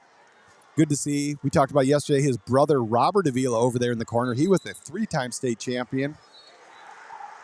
Oh, big pin over on 1. We got a big celebration. That is John Hatchett out of ADM. He was trailing Gomez of Marshalltown. Hatchett gets a fall. ADM's got themselves a state place winner. Still scoreless on these 2 center mats.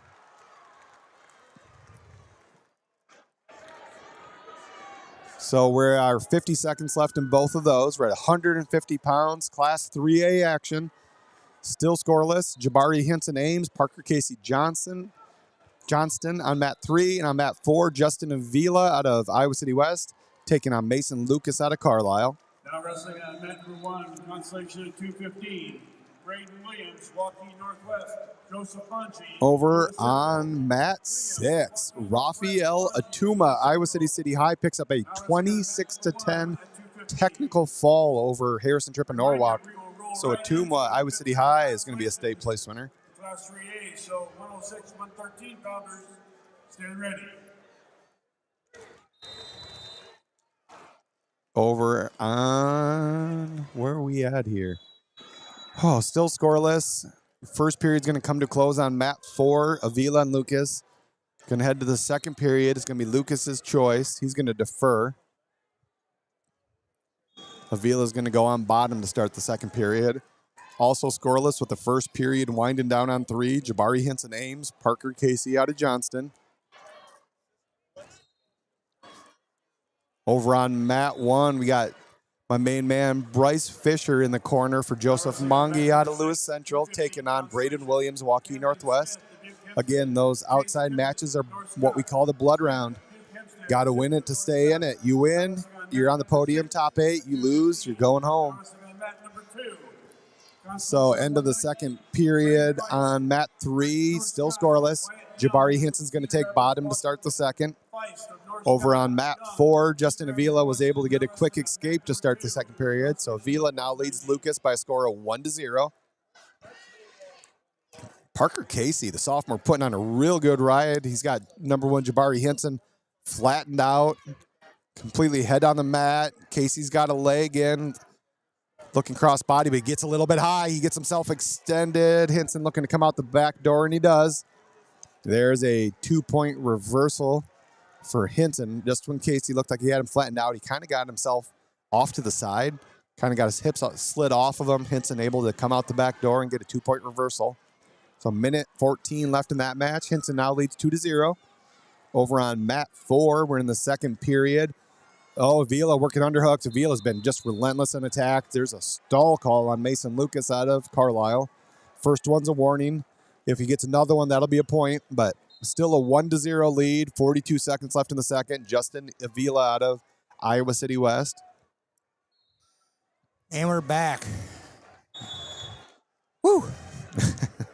I tell you what, I just was talking to some people, or just a couple of our teammates from IAwrestle. You know, what it looked like was that little sideline skirmish there. It looked like Coach Whelan was obviously still very upset at the refs and was saying to the refs. Yeah. And I think Coy was fired up, and he thought he was saying something to him. Oh. And I think as soon as he made that acknowledgement, Whelan immediately goes right to no. Like, man, no. Yeah, no problem with you. Yeah. We're good.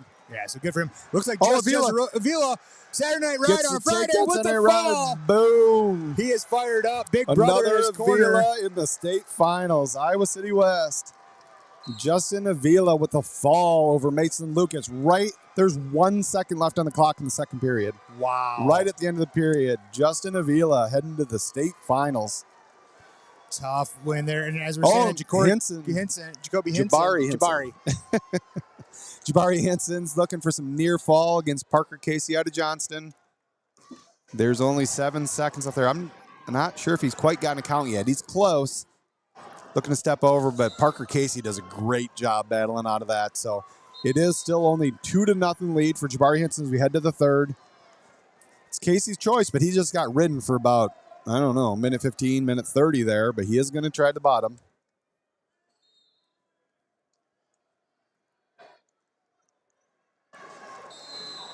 Now wrestling on mat number 2. So about to get underway here in the third. 2-0 lead for Hinson. Casey does choose bottom. There's a caution on Casey. I like that. You got to try to get a jump if you can. If you're Casey after getting ridden there, you're trailing 2-0. Gotta beat the ref. You got a couple cautions to give. So we are underway.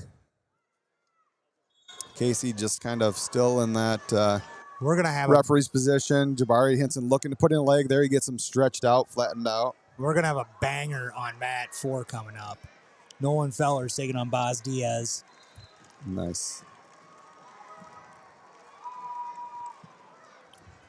Tell you what, man, Jabari Hinson started off his career about 106 pounds and really has filled into this 150-pound weight class. Obviously, you know, a little bit of growth there, some time in the weight room. You can fill yourself out pretty well, done right.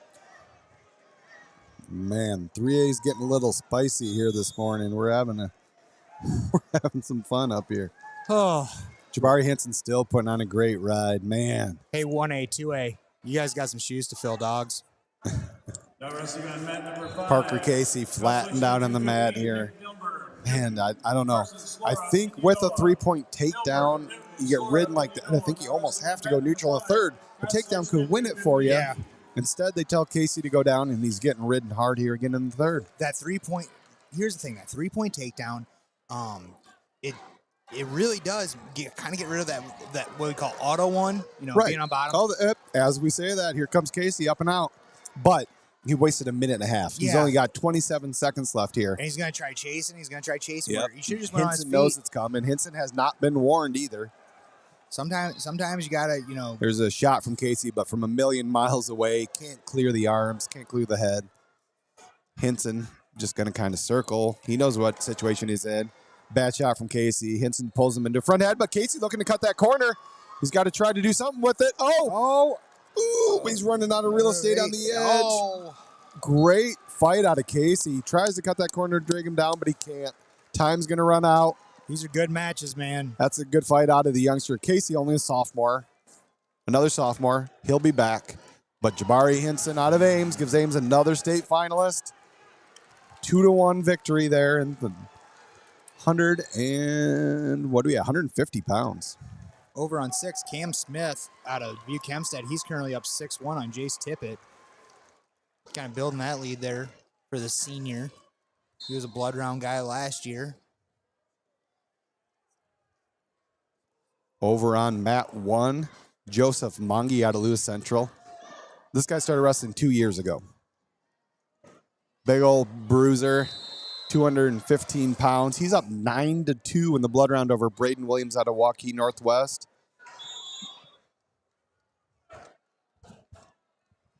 That is only 15 seconds left in that match.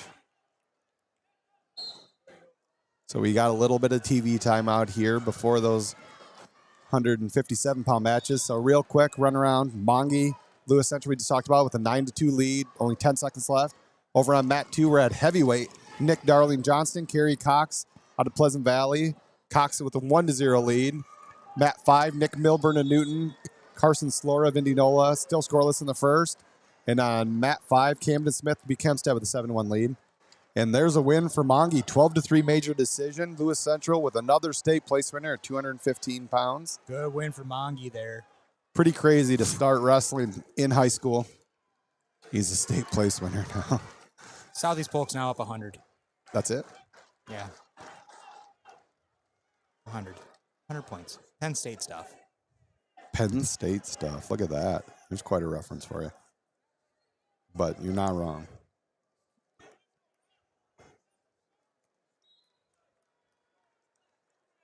So a little TV time out here. So at 1:57, we're about ready to get underway.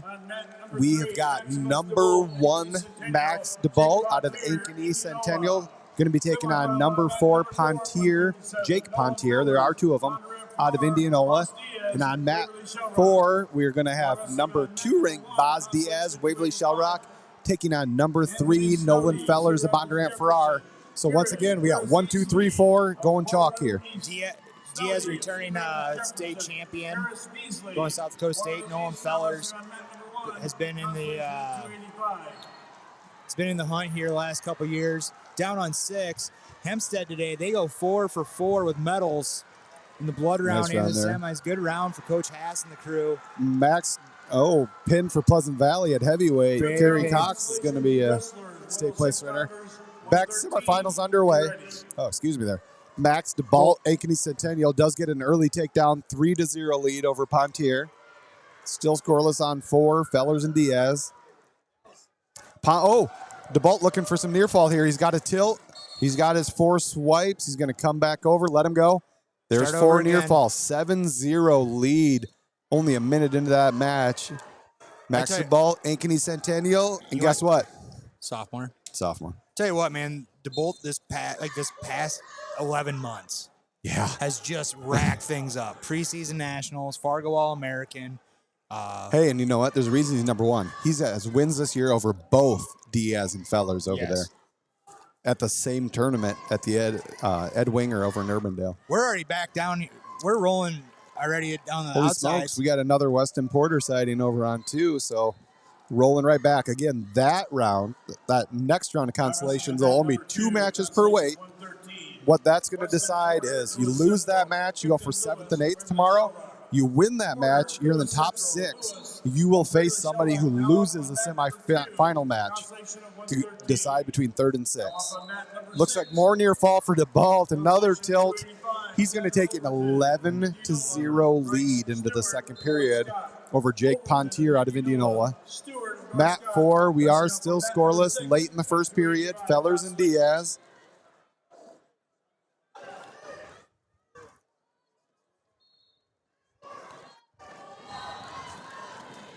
So back underway. I'm not sure if DeBolt took top or if I can't imagine Jake Pontier would have taken bottom here in the second. He just got turned twice. He's down 11-0. I'm man. wondering if DeBolt took top. He's Let's- looking for a tilt again. He's getting swipes. Let's just keep If swinging. he gets to 4, there it is. This match is going to be over. Good match. Let's for him Max come back DeBolt. over. 2 minutes and 20 seconds in. 15-0. Tech Fall, Ankeny Centennial's got a state finalist. The sophomore Maximus DeBolt. I tell you what. Oh, we got a stall call on Diaz. So Fellers is on the bottom, comes to his feet, get into a little bit of scramble, go out of bounds. There's going to be a stall call on Boz Diaz, so that could come into play. We're only 6 seconds into the second period. How do you get a 6-second stall call? I don't know. They're fired up. I'm taking my one headset out here, see if I can hear Felters. Fellers back up to his There's feet. one. Turns in. Diaz wanted to hold on to the leg, but alertly knows he's already got a stall call. He can't give up 1-1. He lets the leg go. Fellers out for an escape. So we're down to one semifinals here. The other one's already done. Max DeBalt already punched his ticket. 1-0 lead for Nolan Fellers. 40 seconds into the second period here against Boz Diaz. Just some good wrestling. So we are finishing that blood round. We have 3 heavyweight matches out there right now. Down on 2. Weston Porter already out to a 3-0 lead in that next round. So again, both those guys are place winners, but they're looking to climb the ladder. Still 1-0 in favor of Fellers. Minute left here in the second.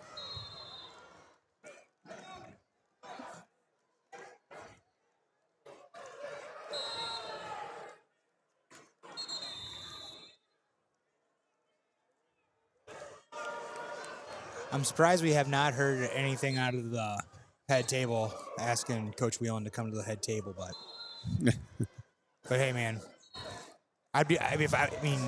you're fighting for your guy. Honestly, credit to the ref for kind of just taking that. I think he knows it was a crazy situation. I'm not saying he got the call wrong.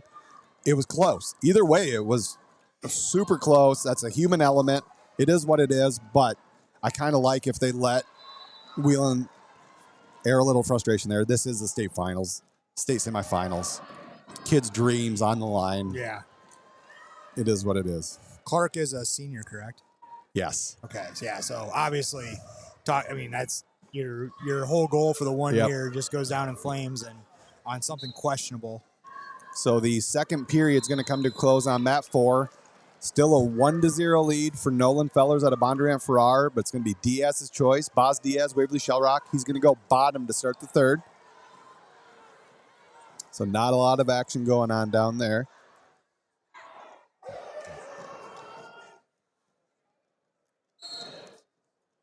Taking their time here to get started in the third a little bit. Down on mat 2, Weston Porter, Lewis Central building a lead. He's up 7-1, looking for more near fall. He's kind of coming back with a vengeance here on the backside. There's a 1-point escape right away for Boz Diaz out of Waverly Shellrock. So we knew this one was going to be a close one. It wasn't going to be. Absolutely. Minute 40 left in the third period. We're tied 1-1. 157-pound semifinal. Nolan Fellers, Bondurant Farrar, Boz Diaz, Waverly Shellrock.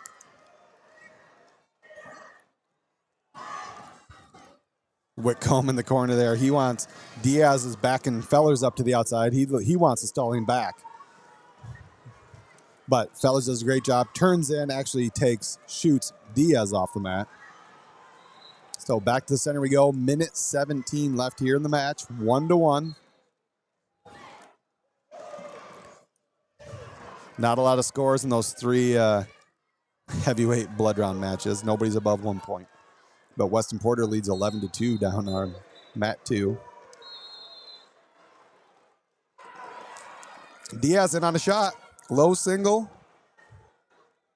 He's pulls him up into that, I believe you call waterfall position. I've heard you say quite a few times. Trying to sit back. Diaz putting in danger, though. Not danger college, but that's dicey. He's pressing that leg out, too. Make that real uncomfortable. Diaz really trying to stretch him out here. Feller's doing a really good job of locking at the crotch. Staying super tight in there. He's pinching with locking the crotch. Has. He's got that leg kind of kicked in there, too, holding Diaz down a little bit. About 30 seconds left. A lot of flexibility out of Fellers there. Diaz trying to clear his left arm, see if he can get both legs. Kind of putting Fellers in a little danger. He cuts across. Oh, there's the takedown. Man, Nolan Fellers. 14 seconds left. Diaz leads 4-1. Fellers has been close. This is 3rd year in a row. Yeah. He's going to fall in the semifinals again. Boz Diaz, Waverly Shellrock with a 4-1 win. So we are going to get a rematch, number 1 versus number 2, 157 pounds. It'll be Max DeBalt, Ankeny Centennial, taking on Boz Diaz out of Waverly Shellrock in the state finals. Another heartbreaking loss at the state tournament for Nolan Fellers. Oh, that's a tough one, man. That's a kid you always root for. We'll get one more crack at it next year, but Yep. Now wrestling on mat number 1. So we'll Consolations. take a quick run around on the outside mats. We got 106 pounds underway. I think this is consolation round 5, maybe. Crew Christensen, Waukee Northwest taking on Braxton Hutchinson Burlington. That's a 2 versus 3, actually. One of them is going to fall to the 7th place match. Mat 2, Weston Porter, Lewis Central leads 11-5 over Kipton Lewis out of Waverly Shell Rock. We got a little bit of blood time. Over on mat 5 at heavyweight, this is still blood round at heavyweight. Andrew Hine of Waukee with a 1-0 lead over Joe Constable out of Fort Dodge. And I believe we just went final on 6. Of course, they cut out, but I think, oh man, I can't see. I think maybe is that Indianola? looks like Burlington got the win over Crew Christensen. Oh, wow. Yeah, he's fired up. He got the fall, actually. Braxton Hutchinson. He had to go to overtime in the last match to beat Xander Mans. Wow. So here we go. We are underway either way on 165-pound semifinals. On mat 3, we've got number 1 Ethan Bibler out of Waverly Shell Rock taking on number 5 Xavion Anderson out of Marshalltown. And on mat 4, we've got number 2 Abe Bouchon out of Southeast Polk taking on number 3 Jackson Miller out of Carlisle. Then over on, you already say on mat 1? Yeah. I did not. Oh, Mitchell Pins out of Dubuque Hempstead. He's taking on Caleb Arayo of Urbandale. So still scoreless in these 2 semifinal matches. Number 3 Jackson Miller out of Carlisle here was number 1 ranked almost the entire season, but just within this last 2 to 3 weeks, Bibler beats him in a dynamite match at state duels. Bushong beats him at district finals. Miller drops to 3 in the last set of rankings, but he's dropped 2 really close matches in the last couple weeks, but looking for a little revenge here against Bushong. Southeast Polk looking to punch. I believe it would be, I think they got, what do we say, 6 finalists already? Yeah, but it was, I just got a text about a little bit ago. It said 14 points for them to clinch.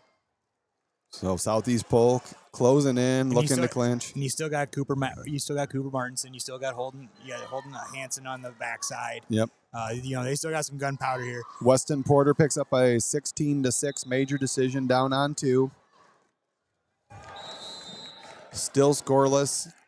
Both of our matches here in the semifinals. End of the first period, and Miller Bouchong. Bouchong's going to start bottom in the second period. And still scoreless. We're just closing out the first period on 3. Bibler and Anderson. Springs TV said it's Miller time. I'm down. I like it. I'm down. Always been a real big fan of watching Jackson Miller. He's an exciting wrestler to watch. Another one of those guys that's been electric his entire life. Even as a kid, he's been on the scene all over the place. Been on a million dual teams. Strong kid. Tons of results. So Bibler up to his feet on 3, but they're going to go out of bounds. So still scoreless. Bouchong of Southeast Polk did get a quick escape on mat 4, so he leads 1-0 early in the second period.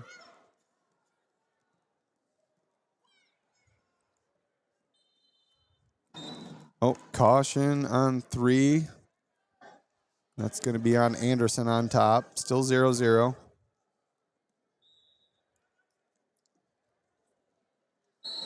So not a lot of action going here.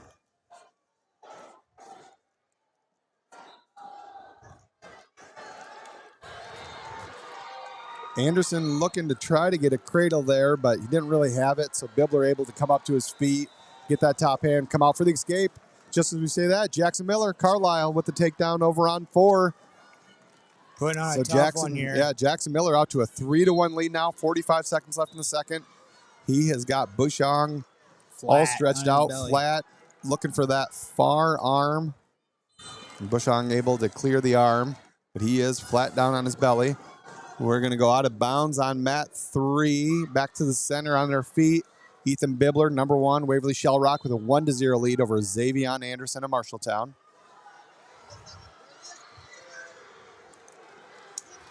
We just finished our last blood round match on mat 5. The sophomore Joe Constable out of Fort Dodge picks up a 4-1 win over Andrew Hine out of Waukee. So Constable's going to be a state place winner over there. Big win for him. So there you go, folks. We have now decided every state place winner in Class 3A. All we can do now is climb the ladder. We have our top 8 at every weight. Kudos for all these young athletes going out there, putting it on the line today, earning their spot on Saturday night's Grand March. I mean, the Grand March is obviously one of those things that kids will remember the rest of their lives. Yeah. Especially if you get a hold of weight class stick. Now wrestling on mat number 5 at 120.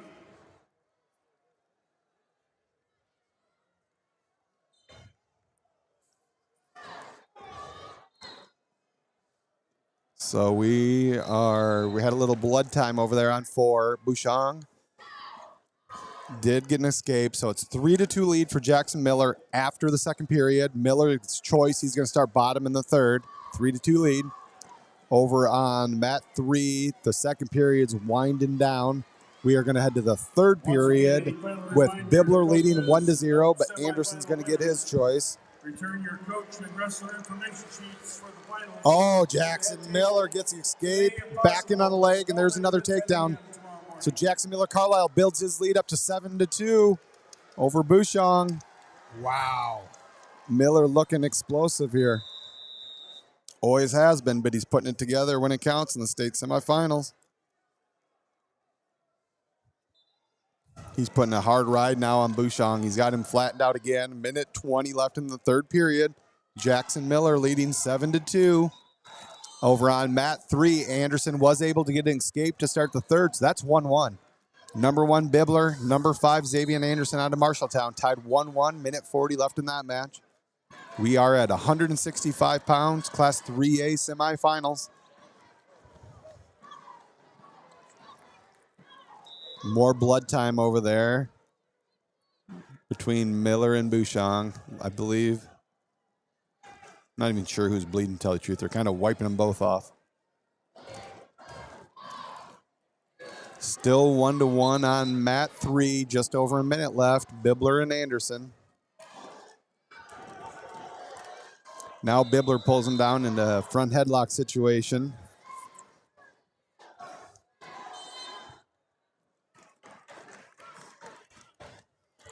So back to the center they go. Minute 2 left in the third, tied 1-1. Still dealing with some blood work for your Abe Bouchon over here on 4. So big moment here, Marshalltown. Not always known. They always have some guys, but they're not super known for wrestling. They got a chance here. 45 seconds left. Try to get themselves a state finalist. Used to be the destination of the high school baseball tournament. Yep. Bibler. 38 seconds left here. Bibler needs to I'm personally saying Bibler needs to push the pace here. Like, yeah, I mean he's just as you say that he's pushing, but he's not kind of doing pushing anything. Anderson, but he's really not taking any shots out of this. Yeah, it's more of it's got to be more head fakes and got to be push pull go, push pull go. There he kind of takes. It wasn't necessarily a hard shot, but a little shot to go out of bounds, push Anderson out of bounds. So back to center we go. 22 seconds. Tied 1-1. Back on mat 4, looks like we're going to get back underway. Jackson Miller Carlisle leading 7-2 with a minute 9 left. There's a caution on Bouchon. So we're going to have another overtime match, Worm. Number 1, Bibler. Number 5, Anderson. 1 minute on the clock. Back on our feet we go. First point wins.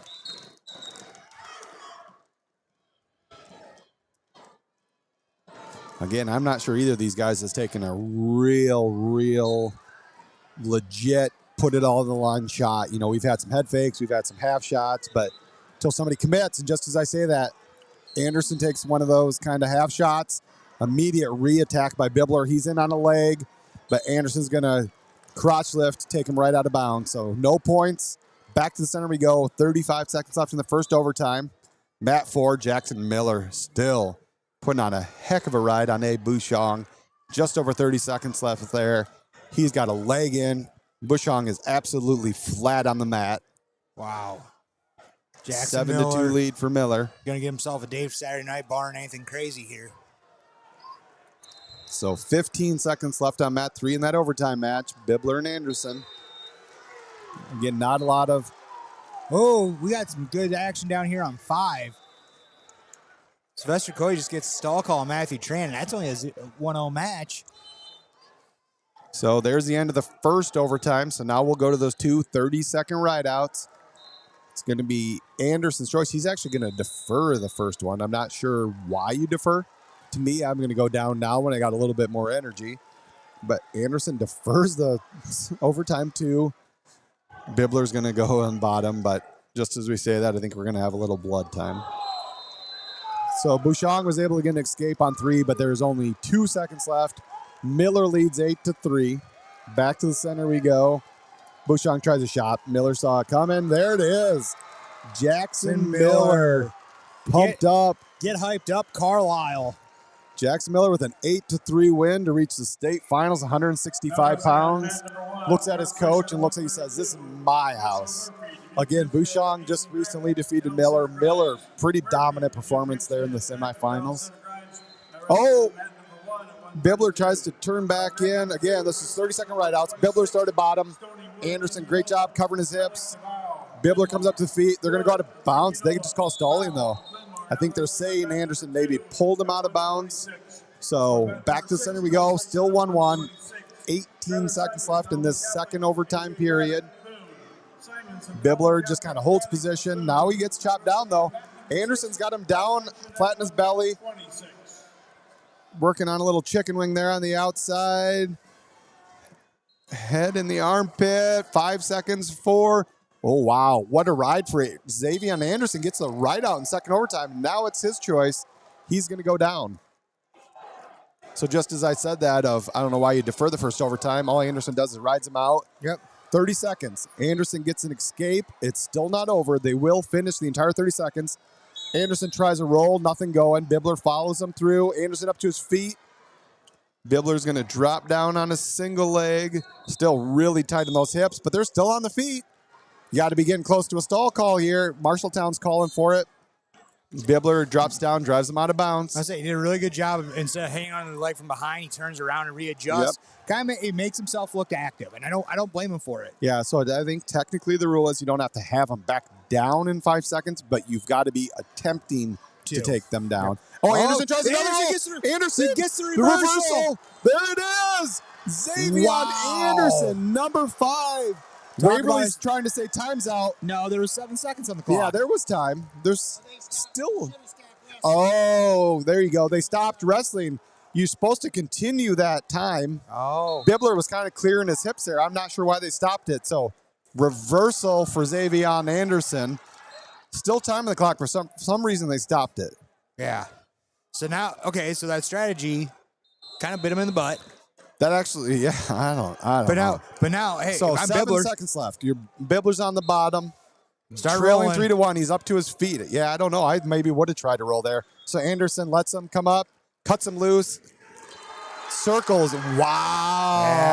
Yeah. Number 5, Xavier Anderson gives Marshalltown a state finalist with a win over number 1 ranked Ethan Bibler, Waverly Shell Rock. Wow. Great match. Good work there by Xavier Anderson. Yeah, real smart wrestling out of Anderson there at the end. So we'll have Jackson Miller out of Carlisle, Xavier Anderson out of Marshalltown in the Class 3A 165-pound finals tomorrow night. Getting up to 174 pounds. 75. Not college. 75, yeah. So real quick, while we wait for the next semifinals on the outside mats, Mat 1 tied 3-3 second period. I'm Murphy. Confusing my Hempstead guys. Mitchell Murphy to beat Hempstead. Aiden Beck, Dallas Center Grimes. Over on Mat 2, Malik DeBow, Linmar, 3-0 lead in the second period over Stony Wood of Indianola. Mat 5, Matthew Tran just picked up a 7-1 win for Iowa City West. And on Mat 6, 1-0 lead for Kyler Simons out of Dowling Catholic over AJ Braddock of Boone. Again, we're in that next round, so all these guys have made the medal stand. They're all going to be on the podium tomorrow night. You lose these matches, you're going for 7th and 8th. You win these matches, you're into the top 6 and still climbing. Just as we say that, one of the consolation matches we've been waiting for comes out on 5. Joshua Anglo of Johnston upset young Kelvin Ratchie out of Ankeny in the first round. Ratchie fights all the way back. Now they get a dance again. Gets his rematch. Curious how this match goes. I'm very curious. That's why they call me Whiskers. 'Cause I'm curious like a cat. Here are the semifinal matchups at 175. Down on 3, we got Jacob Helgeson of Johnson. He's taking on Landon Bell, Iowa City Liberty. Helgeson had a freaking scrap yesterday in the quarterfinals. Had to go to overtime to get that win. Over on 4 right away, Lincoln Jip going quick work there with a takedown with a neck wrench. He's letting him go. No back. Trying to go Marinelli foot sweep. Tell you what, Lincoln Jip, one of those kids that came on the scene. I believe he is a Jip's a junior. junior. Ooh, big double by Jip too. I think Jip kind of feels real confident in this match. He's flowing right now. Yeah, so that's number. Ooh, do we have that right? Number 2 versus number 14. Did we put? I'm thinking our rankings. Yeah, so Jip comes in ranked number 1. So number 1 Jip taking on number 12 ranked Bruxfort out of Pella. And then over on mat 3, that's number 2 Helgeson taking on number 4 Landon Bell. We had a stall call on Bell over there. That's only 35 seconds in, and we've already got a stall call. Hey, they're not waiting around. You're not playing patty cake today. These officials are calling some. You know, we always want to see it. Everybody calls for more stalling. We don't want to see boring wrestling. Well, they're making them a wrestler today. You know, and that's the thing about stalling. You know, it's very subjective, but at the same time, every ref that I've ever talked to about it, it's simple. Show me that you're putting effort in. Show me you're working. If I see you're working, very rarely am I going to call stall. But if I think you're not working, I'm going to give you a warning. And if I don't, verbal warning. If you don't improve, boom, I'm going to ding you. So there's another escape for Bruxfort, but Jip leads 6-2. 30 seconds still left in the first period. There's another shot out of Helgeson. He's in on a leg. Low single here. Whizzer out of Landon Bell. Helgeson trying to shelf it and come up to his feet.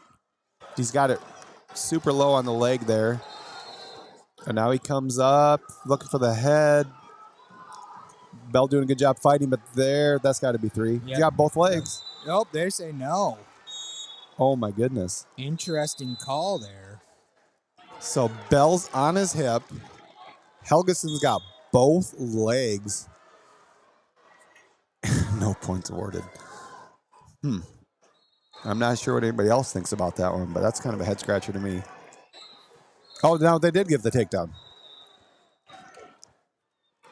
He never signaled it.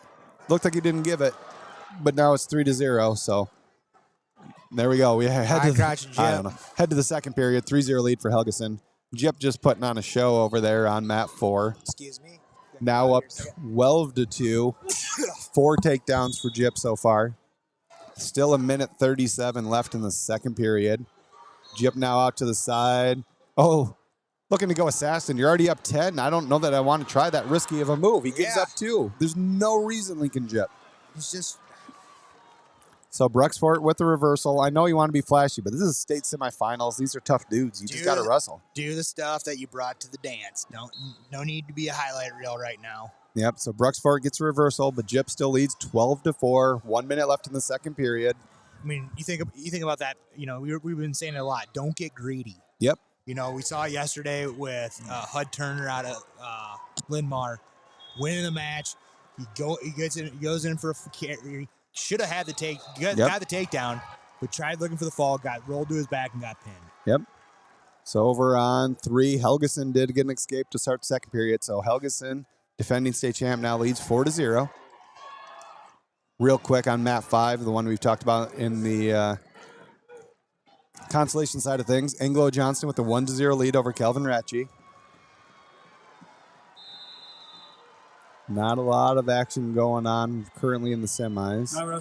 Jip is up to his feet, gets a 1-point escape, 13-4, immediately in back on a shot, and there's another takedown for Jip. So Jip builds his lead to 16-4 now. Got a leg in, looking to ride. That is still in the second period, 25 seconds left. Jip now looking for maybe a tilt, but Bruxfort does a good job. Centennial, Colin Frost, Davenport Central. Sodergren, Ankeny Centennial. So that looks like, what do we got going on here? Little break in the action, but Helgeson leads 7-0, 40 seconds left in the second period. 138.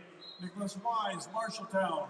Cole Crutchfeld of Iowa City West. Wise of Marshalltown. Crutchfeld, Iowa City West. Now wrestling on mat number 1.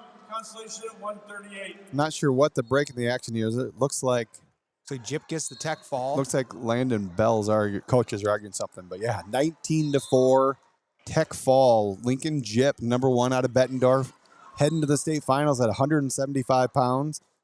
Jip is a junior, 46-2. He's heading to his first state finals.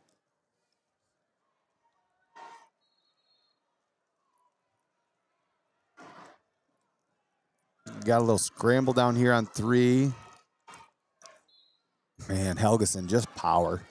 He's just raw power. Looked like Bell was maybe going to come up out of that, but Helgeson just kind of grabs him and throws him back down on the mat. So Helgeson still leads 7-0 late in the second period. He just looks like he is so freaking strong, dude. Yeah. I believe Helgeson also an Iowa State commit, so we've said that quite a few times today. Iowa State doing a really good job of keeping kids in state. In state, yep. So is UNI as well. Absolutely. Well, there's a shot out of Ratchie on the outside, so we break the action semifinals. We're going to take a look over there on mat 5. Ratchie's got Anglo's leg all the way up in the air, looking for a treetop, but look at the flexibility out of Anglo. Close to the out of bounds. Ratchie wants to pull him back in, but Anglo doing a real good job fighting here. You can tell that's a coach. They're 1-1 in the third, and look at Anglo kick out. I think maybe we had a little injury here. Oh, yeah. He's looked like maybe his shoulder. I think it's the one with the sleeve on it. Yeah, Ratchie had him all sorts of stretched out. I'm not even sure how he got out of that, but Ratchie had that thing high, stretched out. Oh, good grief. But break there, but we're going to back underway in the semifinal here on mat 3.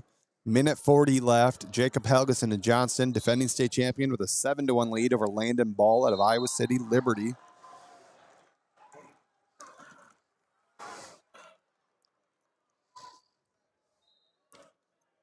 Minute 30 now here.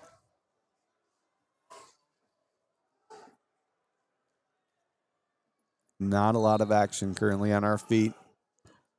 There's a shot from Helgeson. Again, a really, really low single. Not really moving up. Instead, he's trying to go waterfall, but Bell doing a good job scrambling here.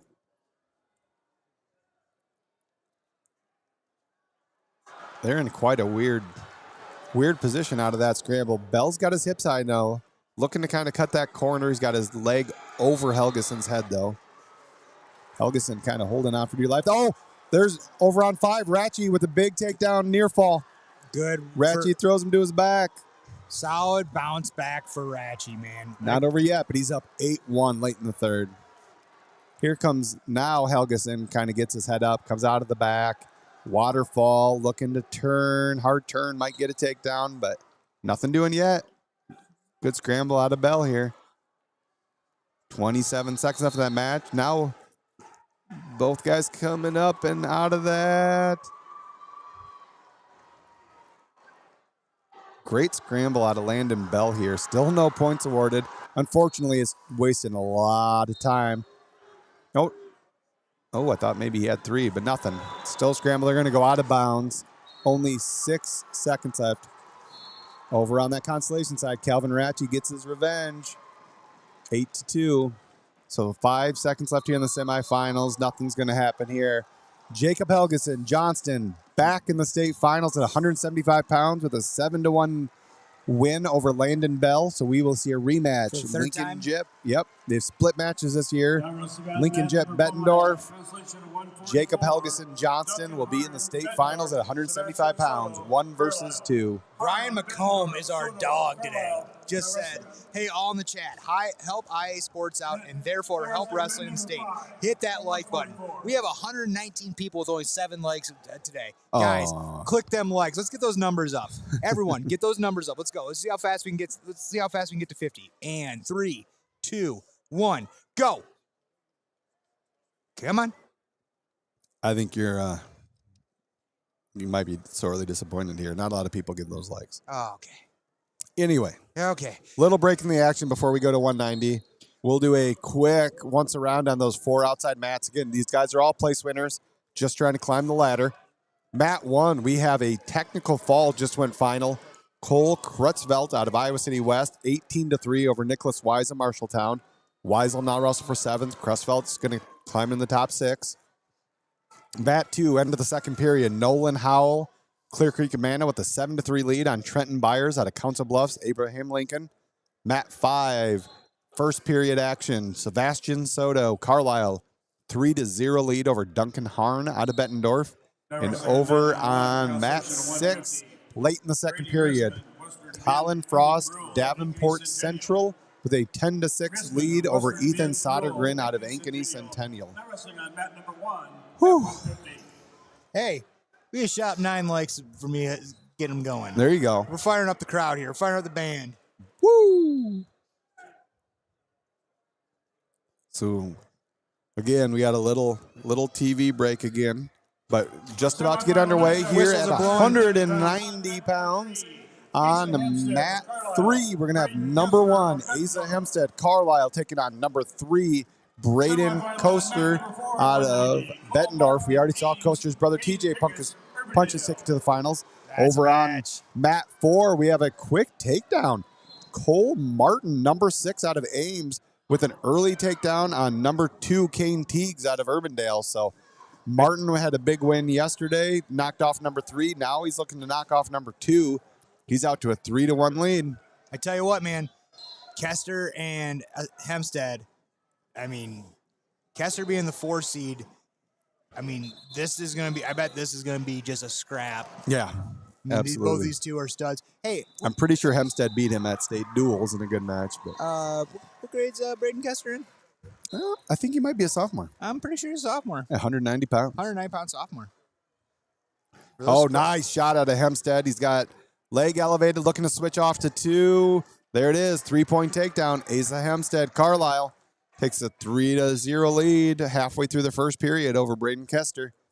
Still 3-1 on mat 4. Cole Martin of Ames leading Kane Teagues out of Urbandale.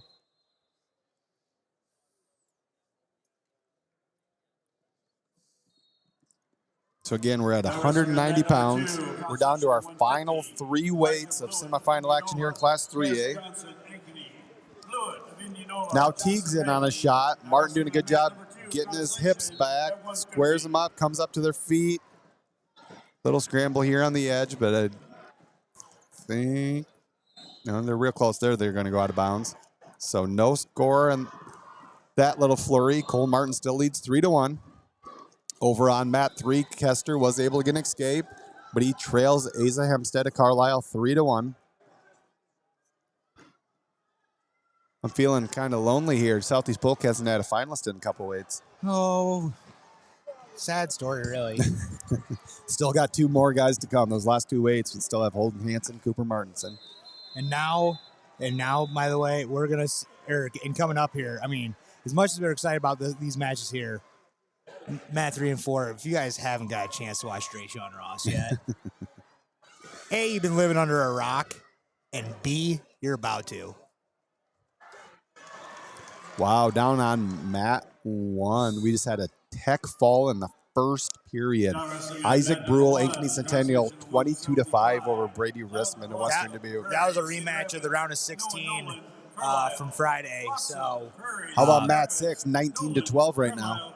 Throwing up up some them points on the Consolations Let's here. throw up them points. Hey, 23 likes. Hey, let's get up to 30 likes here. Can we see if we can get 30 likes here before the end of the day? I'm feeling feisty today, guys. You give me 30 likes.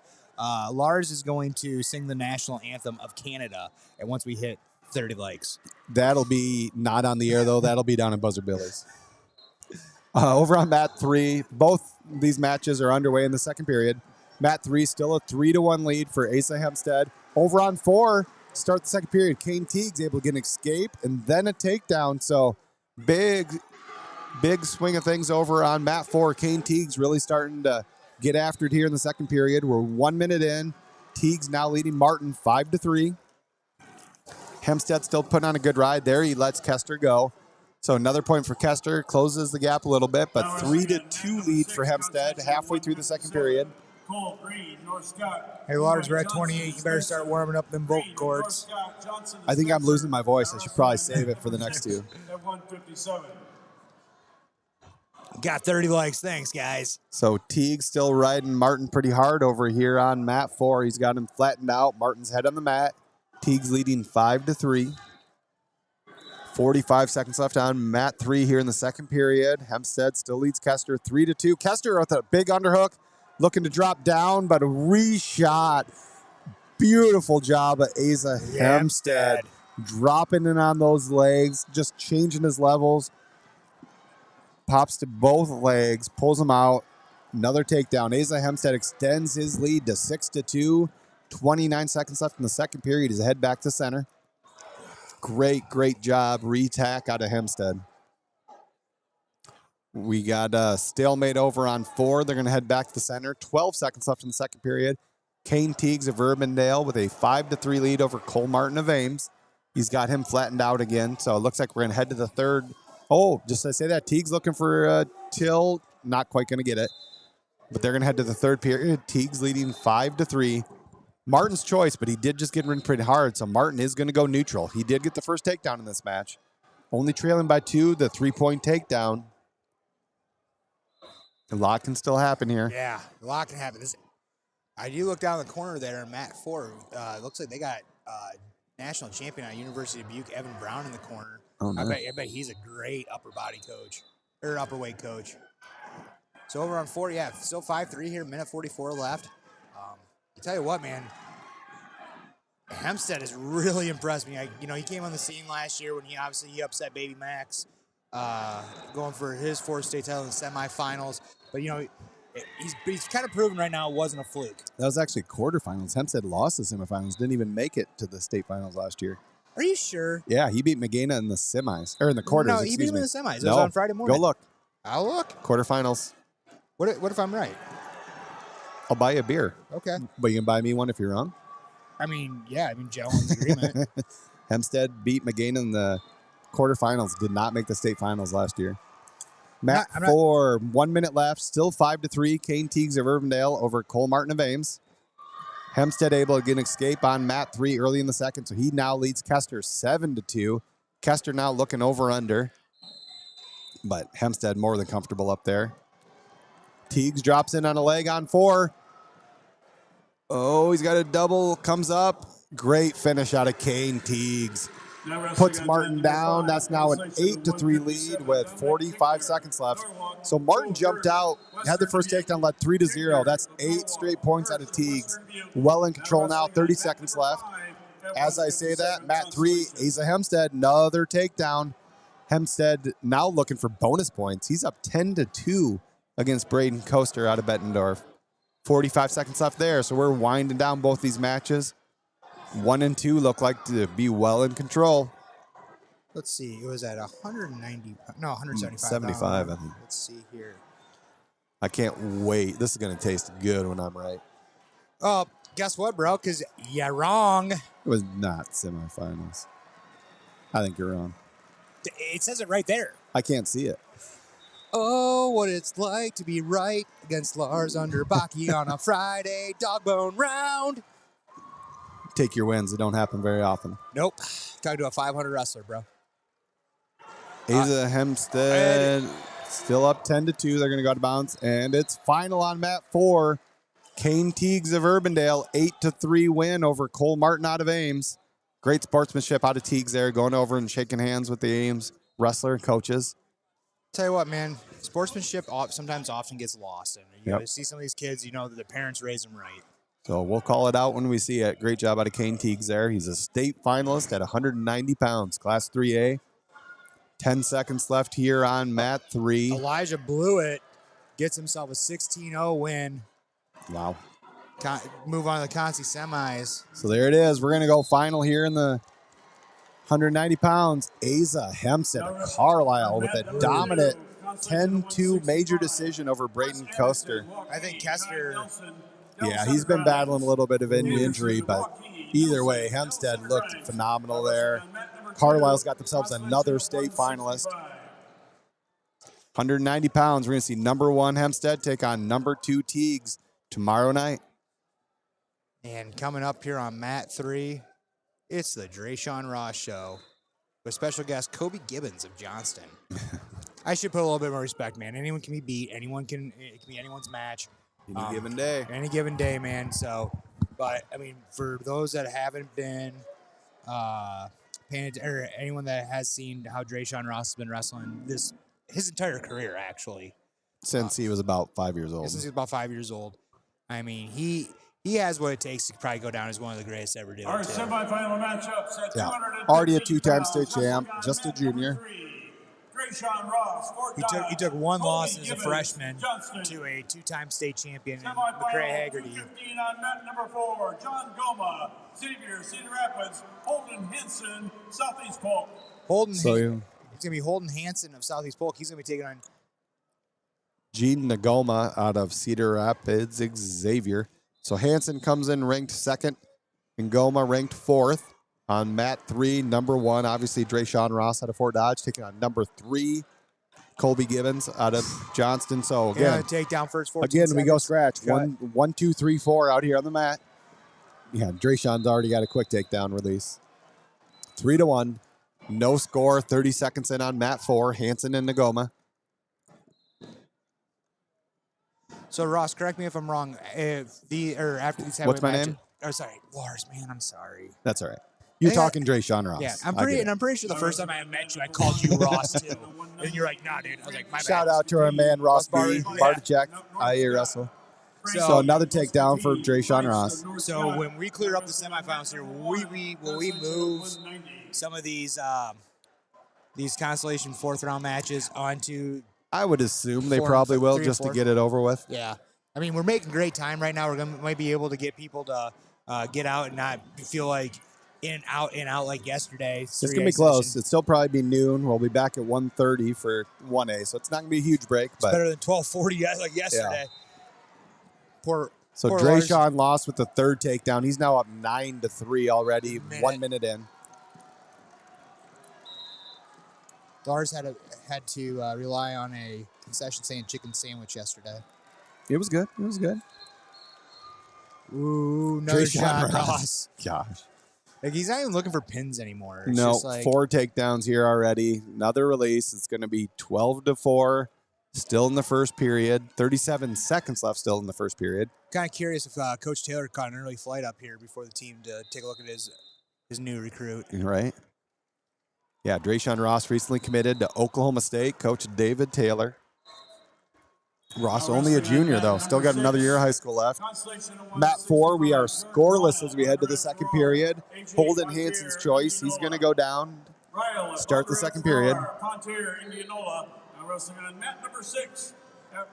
curious. I knew Holden Hansen committed somewhere to play football, so I want to make sure. Yeah, Holden Hansen, the quarterback of He's going to multi-time state champion Southeast Polk Rams in football. He's going to Missouri Western to play football next year. A lot of times, football players, their senior years, they don't really want to, if they're committed to football, they usually don't want to wrestle that next year. But obviously, Holden Hansen, has been successful on the mat, so he's definitely a big part of this. Oh, and we blink, and Drayshawn Ross wins by tech fall. Blanchard, Lewis Central, John Hatchett, ADM. Blanchard, Lewis Central, Hatchett, ADM. Now wrestling on mat number 2. Another day, another dominant performance. Drayshawn Ross, I believe he tucked and pinned his way through the tournament last year as well. Looking to do it again. He's into the state finals at 215 pounds. Holden Hansen gets the escape over on 4, Southeast Polk Rams. He is now leading 1-0 over Gene Ngoma out of Cedar Rapids Xavier. Again, this is semifinal action. Down to our final 2 weights. We're getting into the big boys on the outside too, Worm. I'm not sure they're going to have to move too many. We got a couple 190-pound matches out here. Actually, yeah. Looks like 190 is the top weight out there. So still 1-0, 1 minute into the second period. Holden Hansen, Southeast Polk, leading 1-0 over Ngoma out of Cedar Rapids Xavier. We got tied one up here on 1. We got Joe Hirsch and Dominic Tigner. As I say, I Hirsch it on the leg. Yeah, he's got Matt 5. 20 seconds left. He's going to run it out of bounds here, but oh no. Shuffles his hips down.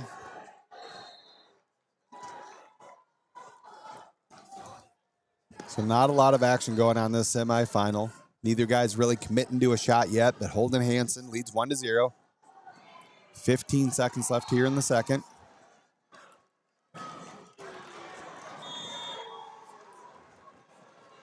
Under 10 now.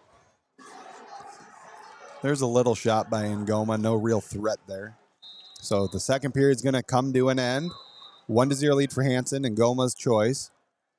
He's going to go down. Brian said Drayshawn pinned his way through the tournament last year.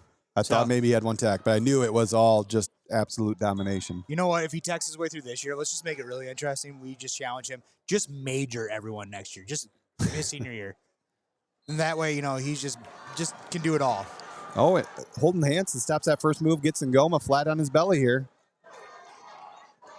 Hansen leading 1-0. Still a minute and 50 seconds left here in the third. A lot of time. Hansen really putting a lot of pressure forward on the head there. Looking for a tilt. You got to elevate that leg. He didn't quite catch that leg, again, but he's going to go again. Oh, he's got some swipes. He's got some swipes. Minute 30 left. That's Wow. big for Holden He Hansen. got 3 or 4. Looks like 3. He got Joe 3 Hirsch. near fall, so 4-0 lead now for Holden Hansen. Joe Hirsch with the takedown. Just heard the West Dubuque crowd go nuts. He moves to the Consti semis as the senior from West Dubuque. And Holden Hansen, though, jumps out to a 4-0 lead off the back of a couple good swipes here. He's got a minute left. It's 4-1. So if you're Ngoma, you got to get moving, man.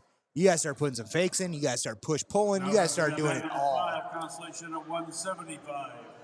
Dave Parker, Waukee Northwest, Philip Jacobs. So Ngoma comes up to his feet, does get a 1-point escape, but it's a 4-1 lead for Holden Hansen with 52 seconds left. Hey, do you want to guess who's already on a mat for semifinals on mat 3? Southeast Bowl. Southeast Bowl.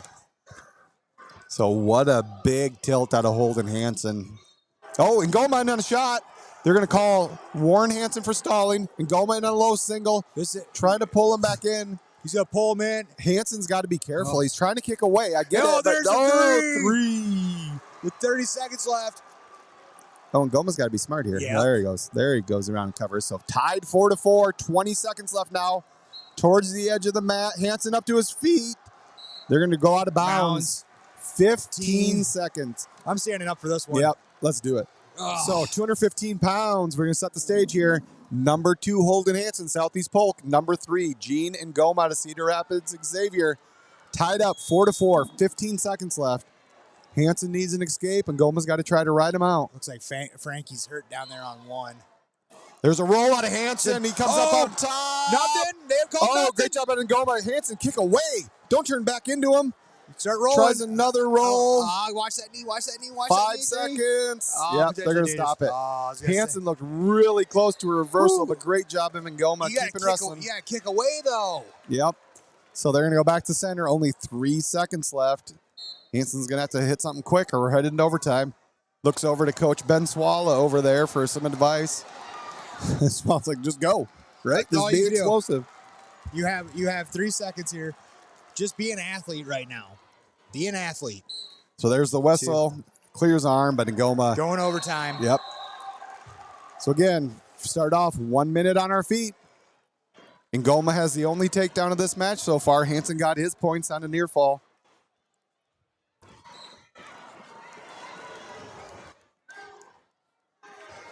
And 1 minute on our feet. Underway here.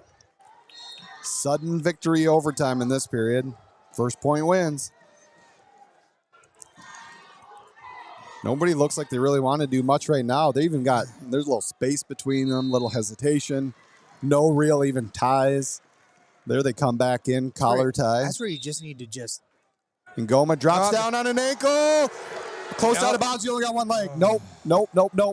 Ngoma was close, but he did not catch that second angle as they go out of bounds.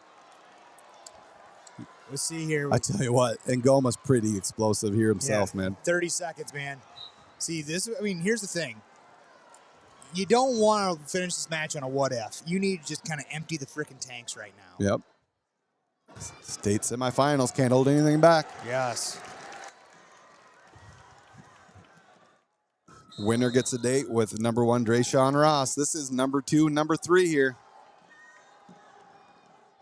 Goma digging an underhook over there. Kind of got Hansen pushed to the outside of the mat. Going into ride outs. Yep. So here we go. 2 30-second ride outs again.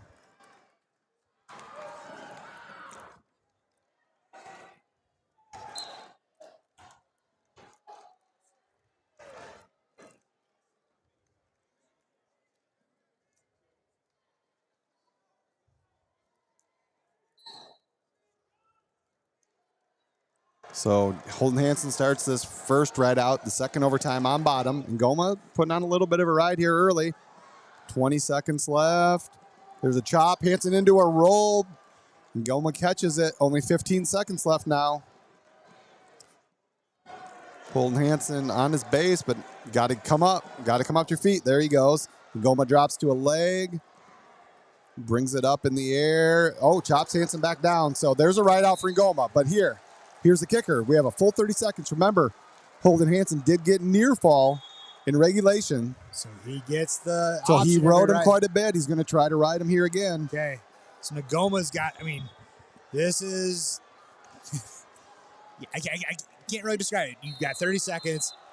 Get out, get to work. Oh, there's going to be a caution on Hansen on top. So 3 seed Andy Frank drops a 7-0 win to Trey Feist. He will be wrestling for 7th and 8th tomorrow. I think Frankie's pretty beat up. It looks like he's hobbling. His shoulder hurts. Cedar Rapids Xavier coaches want another caution, but nothing happened there. Oh, and Goma grabs a leg. Holden Hansen looked like he's trying to put a leg in, and Goma grabs it, comes up to his feet, but they're going to stop it. Potentially dangerous. I like that call. Xavier wanted stalling, but the first time up, you've got to call potentially dangerous. I agree with that. So only 20 seconds left here in overtime 3. Tied up 4-4. Got to explode here as soon as the whistle. Chop out of Hansen. He's got him flattened out. Looking for a bar arm.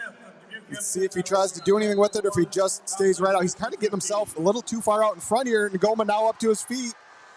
And Goma gets out. Keep wrestling, Hansen. It's not over. 5 seconds, 4 seconds. Hansen tries a shot from space, but not happening. Gene and Goma, Cedar Rapids Xavier. So what I'm going to say there is I see it both ways, right? Hansen got near fall early. He kind of looked like he was pushing himself to go out in front, but he exposed himself to an escape. He got too far out in front, and Goma does a great job coming up to his feet, getting the escape, getting the win. Big win for Goma. Cedar Rapids Xavier's got a state finalist at 215 pounds. Man. You said at the beginning of the tournament that Goma is the second most intimidating looking dude in this room, minus Rayshawn Ross. And they get to wrestle each other in the finals. Not sure it's going to be that great of a match, but it's going to be some physically imposing dudes out there against each other in the finals at 215 tomorrow night.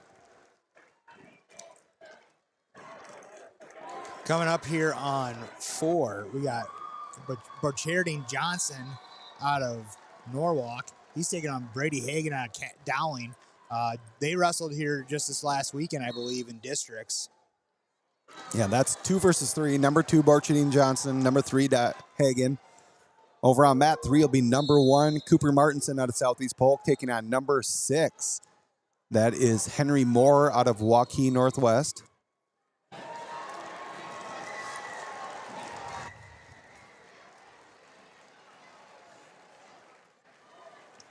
Abe Parker from Waukee Northwest picks up a big 13-3 major decision at 175 over there.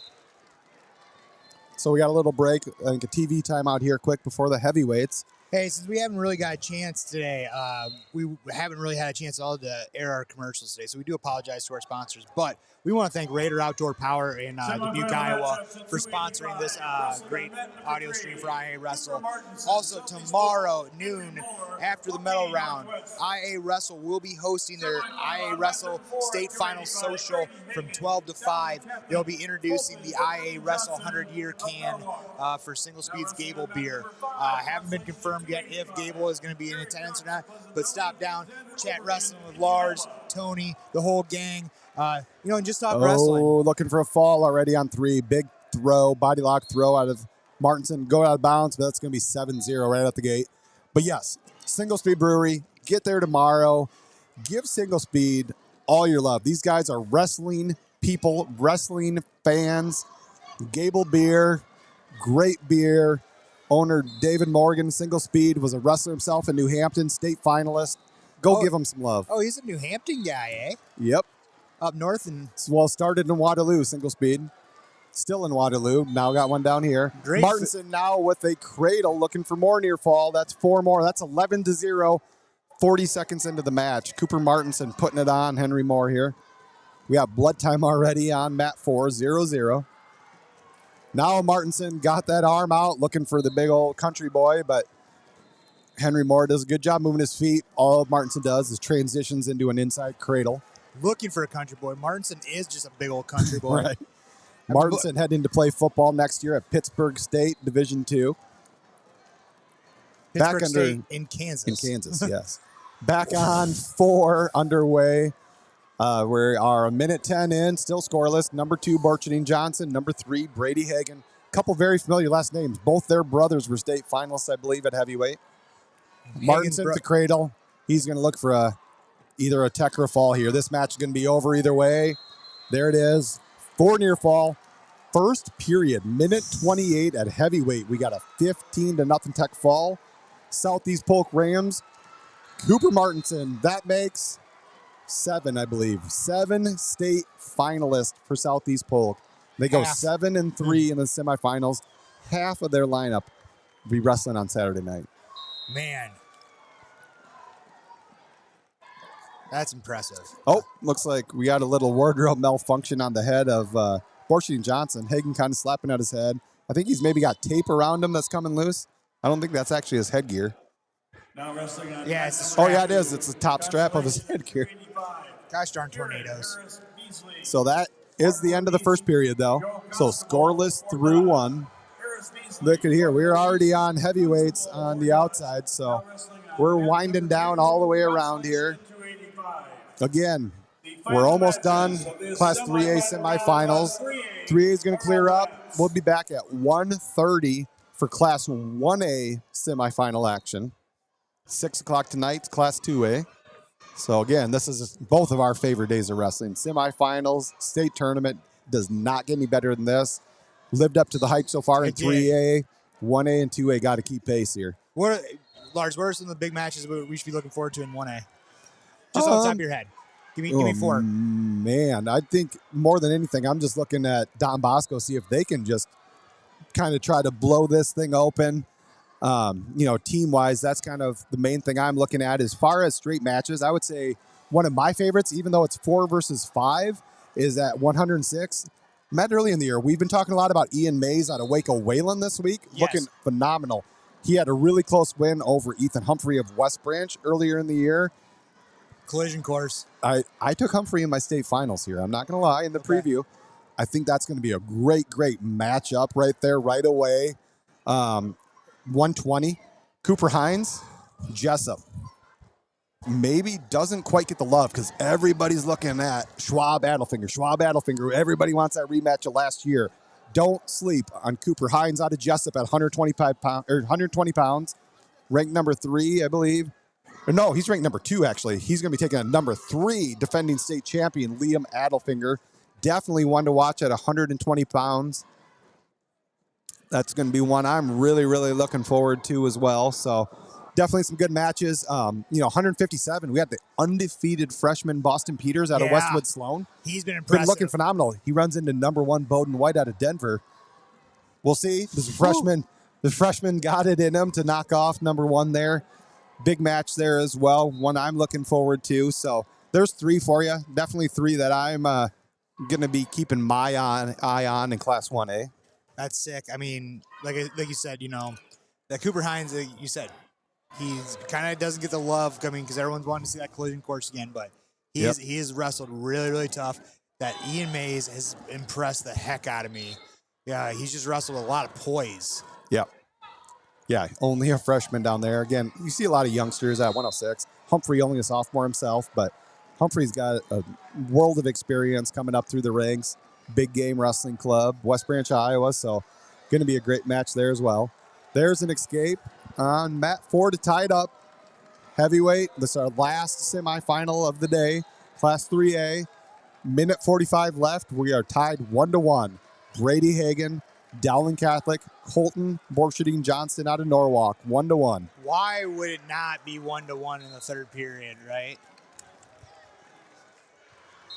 221 over Southeast Polk has 221 points. Bettendorf has 115. I'm sorry. It's safe to say Southeast Polk has it clinched. They clinched it. They clinched it after the semifinals on Friday morning. Now, I believe 221. They've passed Waverly Shell Rocks. Not quite.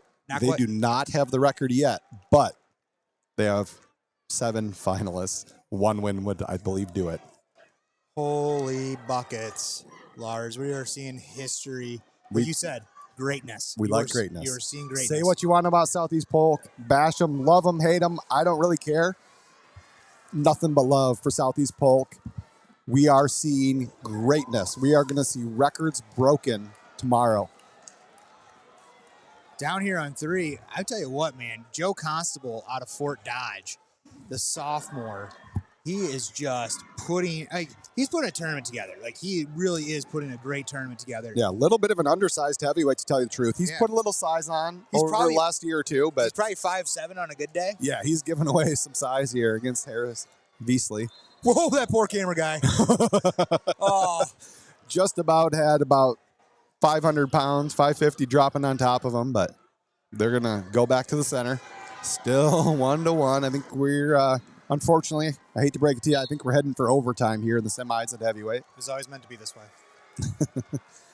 So again, we got, Kerry Cox picks up a win, and the Consolations over there, 11-1. Pleasant Valley, he's moving into the top 6.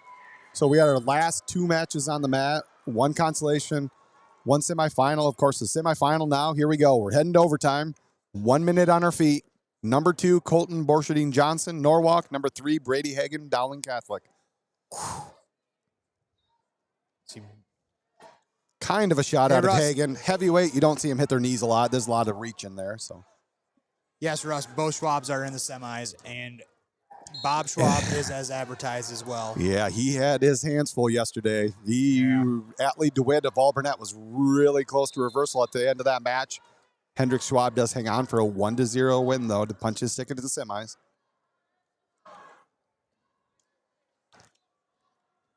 So 20 seconds left now in this first overtime, still 1-1.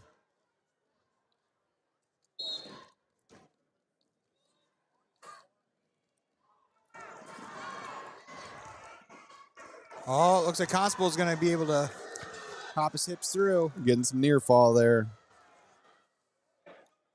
So that's the end of overtime 1 here in the semis. We're going to head to 2 30-second rideouts.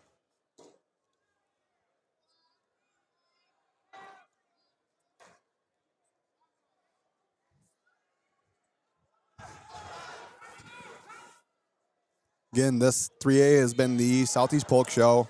They have 7 state finalists. The record for state champs, just so you're aware, is 6. 2001, Lewis Central, Council Bluffs, had 6 state champions. So we'll see if they can get that record, but they are mere less than a handful of points away from breaking the all-time scoring record. So I'm pretty positive that one's going to fall.